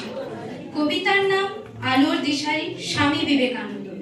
কবি ভবানী প্রসাদ মজুমদার। তুমি বলেছিলে জীবে প্রেম করে যেই জন, সেই জন সেবিছে ঈশ্বর। কাউকে বলনি তোরা নিচু জাত, যা যা দূরে যা ঈশ্বর। তুমি বলেছিলে অজ্ঞ মুচি মেথর তোমার রক্ত, তোমার ভাই, তাই আজ এই বিপদে সবাই তোমার প্রেমের স্পর্শ পায়। তুমি বলেছিলে আলো নিয়ে এসো, সকলের কাছে আলো নিয়ে চলো, আলোর দিশায় বলো আজ কেন তোমার দু চোখ দেখি ছলো ছলো। তুমি বলেছিলে টাকাতে কিছু হয় না, নামেও না যশেও নয়, বিদ্যাতেও কিছু হয় না, শুধু ভালোবাসাতে সবই হয়। তুমি বলেছিলে সত্যের জয় হবেই হবে, আজ হোক কিংবা কাল হোক। সত্য ধর্ম পবিত্রতা অভিনব, তার আলো ঠিক পাবেই লোক।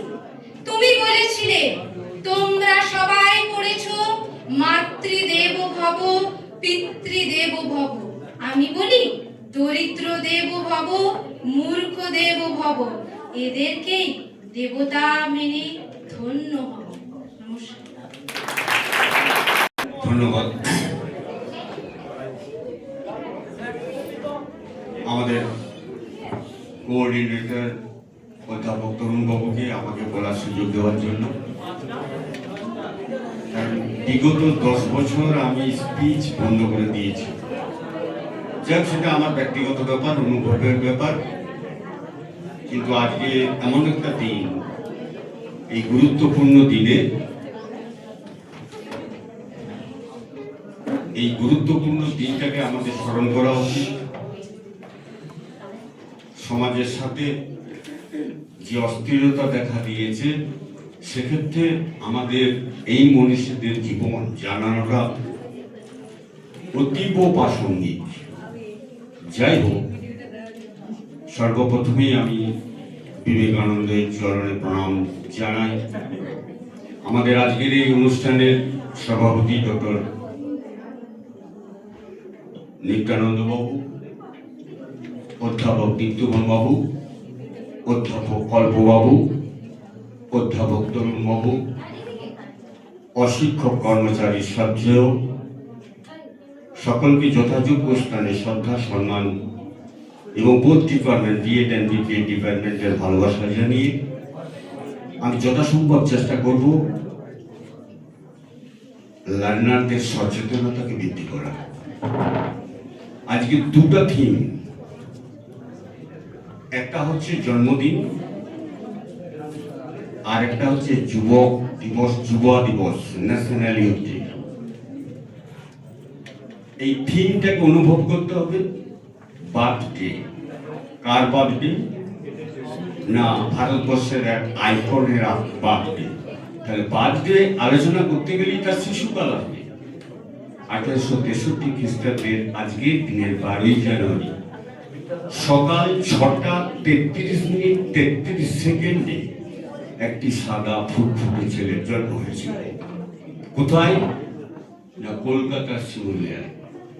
বাবাকে বিশ্বনাথ দত্ত, মা ভুবন মোহিনী দেবী। আমি বারবার আমার ডিপার্টমেন্টে বলি এই সমস্ত মনীষীদের কথা। এই দীর্ঘ 10 বছর ধরে বিভিন্ন মনীষীদের যে জন্ম বৃত্তান্ত, মৃত্যু বৃত্তান্ত, তাদের কার্যকলাপের মধ্য দিয়ে ছাত্রছাত্রীদের উজ্জীবিত করার যে একটা প্রয়াস, এই 80 প্রয়াস আদরণীয়, গ্রহণীয়, বরণীয়। মাতা ভুবনী দেবী জন্মকালীন তার নাম রাখলেন বীরেশ। মহাদেবের অর্পণ করা বিবেকানন্দ পরবর্তী সময়ে বাবা ডাকতেন তাকে বিলে বলে। যখন উপনয়ন হলো, মানে আমরা যেটা গোদা বাংলায় পৈতা বলি, পৈতা দেওয়ার পর তার নাম দেওয়া হলো নরেন্দ্রনাথ। যখন তিনি সমস্ত ত্যাগ করলেন মানুষের জন্য, তখন তার নাম হলো স্বামী বিবেকানন্দ।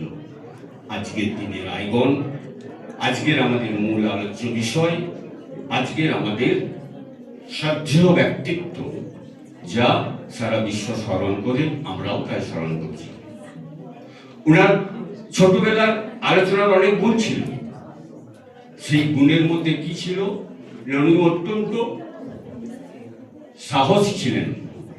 এক, কেমন করে তার আমরা পরিচয় পাই না, তখনকার দিনে তো এত যানবাহন ছিল না। তখন ঘোড়ার গাড়ি, গরুর গাড়ি, সবাই মেলা দেখতে যেত। এমন সময় দেখা গেল তুই ভিড়ের মাঝে একটি শিশু ঘোড়ার গাড়ির তলায় পড়ে যাচ্ছে, হয়তো ঘোড়ার গাড়ি চাপা পড়ে মারা যেতে পারত। ওই বাল্যকালে বিবেকানন্দ ছুটে তাকে নিয়ে সাহসিকতার পরিচয় দিয়ে তার জীবন প্রদান করেছিলেন। একটা উদাহরণ, সাহসিকতা। নিষ্ঠা আবার কেমন করেছিল না, তোমার বাল্যকাল থেকে তার নেশা ছিল যে ধ্যান খেলা। ধ্যান করলে কি পাওয়া যায়? তো সবাই মিলে যখন ধ্যান করছে, তখন এক সর্প উপস্থিত, সমস্ত বন্ধু বান্ধব, বাল্য শিশুরা ছুটে পেরেছে। উনি কিন্তু এত নিষ্ঠাবান, সেই সব কাছ থেকে তিনার ধ্যান ভঙ্গ হয়নি। তখন থেকে তিনি অনুভব করতেন ভ্রু যোগলের মধ্যে এক প্রতিভা আসত। যখন তিনি রাতে শুতে যেতেন, সেই প্রতিভা কারেন্টের মতন সারা শরীরে বয়ে চলত, তিনি তার জীবনীতে প্রকাশ করেছেন। তখন তিনি মনে করতেন যে ঘুমাবার সময় বোধহয় এইরকমই হয়। আমাদের মধ্যে কারবার এরকম যদি আকর্ষণ থেকেও থাকে, তারা এই জিনিসটা অনুভব করতে পারবে, না হলে অনুভব করতে পারবে না।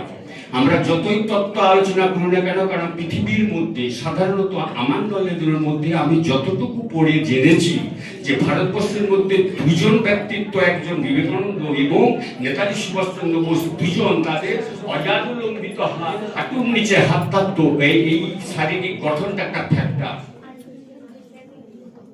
নাম্বার 3, তিনি ছিলেন দয়াবান। উদাহরণ কেমন করে বলবো না, বাড়িতে কেউ নেই দুপুর বেলায়, তখন অসংখ্য ভিখারি দুয়ারে দুয়ারে ভিক্ষা মাগতে আসতো। সেই সময় তো এত বেলবুটম ছিল না, এত জিন্সের প্যান্টও ছিল না। হ্যাঁ, এখন তো রেডিমেড পোশাক, কেউ আর দর্জি ঘরে যায় না, করায় না, সব জিন্সের প্যান্ট পরে। অনেকে বলে যে বাবা শান্তিবাবু বলছে জিন্সের প্যান্ট পরে চলে আসছে, মুখ চলেছে অন্য প্রসঙ্গে, বলি অন্য প্রসঙ্গে নেয় তারা। তো এক ভিক্ষুক, পরনে তার কিছুই ছিল না, বিবেকানন্দ দেখলেন দুপুর বেলা ভাড়ার ঘরে চাবি দেওয়া, আমি কোথা থেকে তার কি খাবার দেবো, নিজের পরনের ধুতিটা খুলে তাকে দিলেন। দ্যাট ইজ দয়াবান। তার দয়ার করে এতগুলো গুণের অধিকারী ছিলেন বিবেকানন্দ। পরবর্তী সময়ে বাবা যখন মারা যায়, সংসারের অভাব অনটন আনেন, তিনি চাকরির জন্য হন্য হন্য খুঁজে বেড়ান। এমন সময়ে সেন জমিদার শ্রেণীর বাড়িতে গান বাজনার আশা হয়, সেইখানে রামকৃষ্ণের সঙ্গে তার পরিচয় হয়। তখন রামকৃষ্ণ বলেছিলেন, ঠিক আছে, তোর দুঃখ দুর্দশা যা আছে, যা তোর অভাব অনটন যা আছে, তুই আমার কাছে আসিস, একদিন আলোচনা করবো। কিন্তু কিন্তু আমি একটু অন্য প্রসঙ্গে আসছি, যাতে একটু মনের খোরাক হয়। তো রামকৃষ্ণ তখন বলেছিলেন যে আমার সঙ্গে দেখা করতে, কিন্তু সেই সময় বিবেকানন্দের আয়ত্তের পরিকাশনের কথাটা মনে ছিল না। যখন তিনি পর্যদুস্ত, চাকরি কোথাও পাচ্ছেন না, খুব বাউন্ডেলে পড়ার ছেলে ছিলেন তিনি, তখন রামকৃষ্ণের কথা মনে করে কালীবাড়িতে যান। যে রামকৃষ্ণ সাহিত্যে থাকার পর পরিপ্রেক্ষিতে আমার বড় অসহায়, আমার ঘরের লোকগুলো যাতে খেতে পড়তে পারে, আপনার মা কালীকে বলুন না। রামকৃষ্ণ বলল যে দেখ, আমি মা কালীর কাছে কোনোদিন কোনো কিছু চাইনি, তবে তুই বলছিস, তাহলে তুই যা, মায়ের কাছে যা। তখন বিবেকানন্দ, এই একটা পাওয়ার, তখন বিবেকানন্দ আর বললো না যে আমার টাকা দাও, পয়সা দাও, আমার ছেলেগুলো খা। তখন বিবেকানন্দ মায়ের কাছে যে প্রার্থনা করছে যে আমাকে জ্ঞান দাও, আমাকে বৈরাগ্য দাও, আমাকে বিবেক দাও, আর টাকা পয়সা চাচ্ছেন না। রামকৃষ্ণের কাছে গেলে তার গুণ প্রকাশিত হলো, তার আধ্যাত্মিকতা জাগরিত হলো। তখন রামকৃষ্ণদেব বলল, ঠিক আছে, তুই বারবার যে চা, নিশ্চয়ই তোর কিছু একটা শুরু হবে। কারণ যিনি মানি, তিনি মানকে চিনেন। সেই হিসাবে বারবার যাওয়ার পরিপ্রেক্ষিতে একই মনের মধ্যে ভাষা এলো তখন বিবেকানন্দের, যে আমার জ্ঞান দাও, বিবেক দাও, বৈরাগ্য দাও। এইভাবে তার জীবনে চলতে শুরু করল। 2, ইউথ।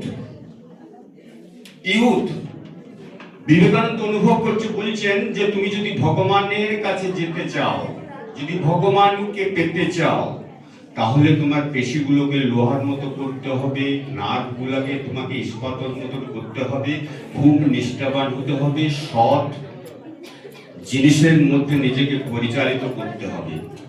তাহলে আমরা যদি তার আদর্শের সততা নিষ্ঠাকে আপনাতে না পারি পড়াশোনার মধ্যে, তাহলে কিন্তু পড়াশোনার মধ্যে কিছু হবে না।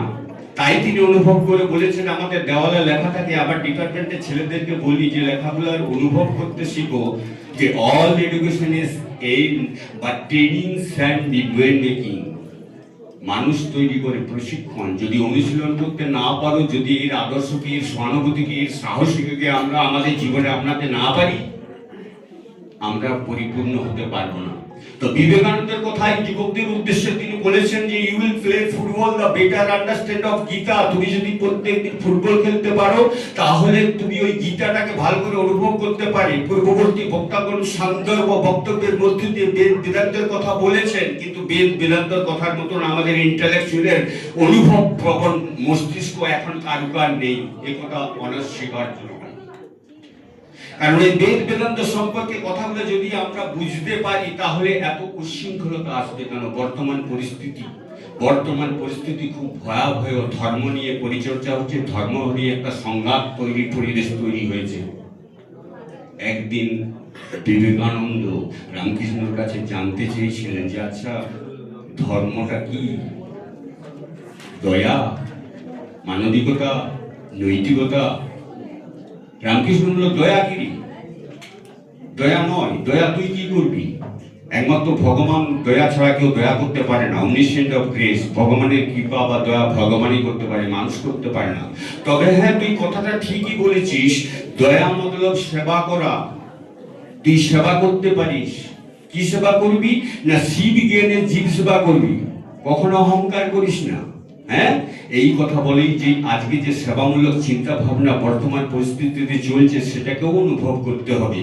তাহলে আমাদের ধর্মটা শুধু জাতপাতের মধ্যে নয়, আমাদের ধর্মটা শুধু ঠাকুর দেবতার প্রতি নয়, আমাদের ধর্মটা শুধু ভগবান ভগবানের নয়, অপরের কথা অনুভব করা, অপরকে সুখে রাখা। আমরা যে প্রতিদিন পড়াশোনা করছি বিএড, বিপিএড, এমএড, এমপিএড, এটাকে লালন পালন করাটাও একটা সেবা। অতএব আমাদের এই বিবেকানন্দের চিন্তা ভাবনাকে, সেবামূলক চিন্তা ভাবনাকে যদি আমরা সমাজকে পরিচালিত করতে পারি, তাহলে আমরা সকলেই সুখে থাকবো, নিজেকে তো সুখে রাখবোই। ধীরে ধীরে রাজ্য তথা দেশ তথা সারা ভারতবর্ষ, সারা বিশ্বময় এই সেবায় উদ্বৃত্ত হয়ে গেলে আমরা আমাদের পরিবেশ অর্থাৎ রাজনৈতিক পরিবেশ খুব স্বচ্ছতার মধ্যে দিয়ে পরিচালিত হবে, নতুবা নয়। তিনি এও বলেছেন, You will play football 1 hour daily. You will attain the moksha. তোমার যে দুঃখ, তোমার যে দুর্দশা, তোমার যে ইন্টেলেকচুয়াল ক্যাপাসিটি কমে যাচ্ছে, তুমি যে দীর্ঘদিন হতে পারছো না, 1 ঘন্টা শারীরিক কসরত করো, সারা দিনটা রাতটা তোমার ভরপুর হয়ে থাকবে। তোমার মনটা পরিষ্কার করতে হবে। শরীরটাকে আগে পরিষ্কার করতে না পারলে মনটা পরিষ্কার হয় না, কারণ শরীরটা মনের উপরে নির্ভরশীল। তাই যুবকদের উদ্দেশ্যে এই সমস্ত কথা বলে তার আদর্শকে তিনি প্রতিষ্ঠিত করতে পেরেছিলেন। আজকে খুবই গুরুত্বপূর্ণ দিন আমাদের সমবেত হয়েছি, তার জন্য অসংখ্য তোমাদেরকে ধন্যবাদ। পরিশেষে পুনরায় বিবেকানন্দের চরণে প্রণাম জানিয়ে তার আদর্শকে একটু হলেও মনের মধ্যে রেখে তোমাদের সকলের মঙ্গল হোক, তোমরা আদর্শে উদ্বুদ্ধ হও, এই আশা রেখে আমি আমার বক্তব্য নীতি টানলাম। ধন্যবাদ।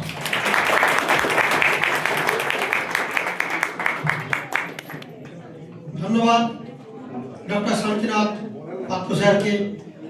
তিনি স্বামী বিবেকানন্দ জীবন দর্শন, স্বামী বিবেকানন্দ যে কথা ভারতবর্ষকে এগিয়ে নিয়ে যাওয়ার এবং তার গুরুদেবের কাছ থেকে তিনি যে শিক্ষা পেয়েছিলেন তা তুলে ধরলেন। শান্তিনাথ পাত্র স্যার বললেন ছোট থেকে তিনি ধ্যান খেলা করতেন, তাই তো তিনি ছিলেন ভাববাদে বিশ্বাসী। স্বামী বিবেকানন্দ যে শিক্ষা দর্শনে তিনি ছিলেন ভাববাদে বিশ্বাসী এবং তিনি ভেবে সবকিছু করতেন। তাই তো তিনি বলতেন, যিনি ভাবতে পারবেন তিনিই পারবেন 1 থেকে 1000 পাতা পর্যন্ত অনর্গল মুখস্থ রাখতে। স্বামী বিবেকানন্দ একটা বই 1 থেকে লাস্ট পর্যন্ত মুখস্থ বলে দিত। তাই তিনি ভাববাদে। ও আমার দেশের মাটি, তোমার পরে ঠেকাই মাথা, তোমাতে বিশ্বময়ী,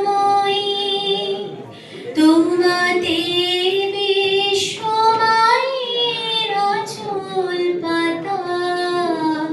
ও আমার দেশের মাটি, তোমার পরে ঠেকাই মাথা।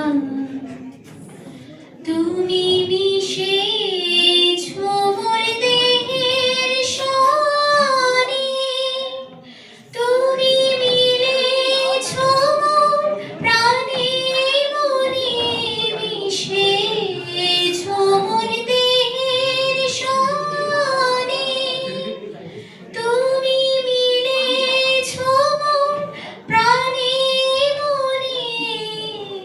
তোমার ওই শ্যামল বরণ কোমল মূর্তি মর্মে গাথা। ও আমার দেশের মাটি, তোমার পরে ঠেকাই মাথা। ও গো মা, তোমার কোলে জন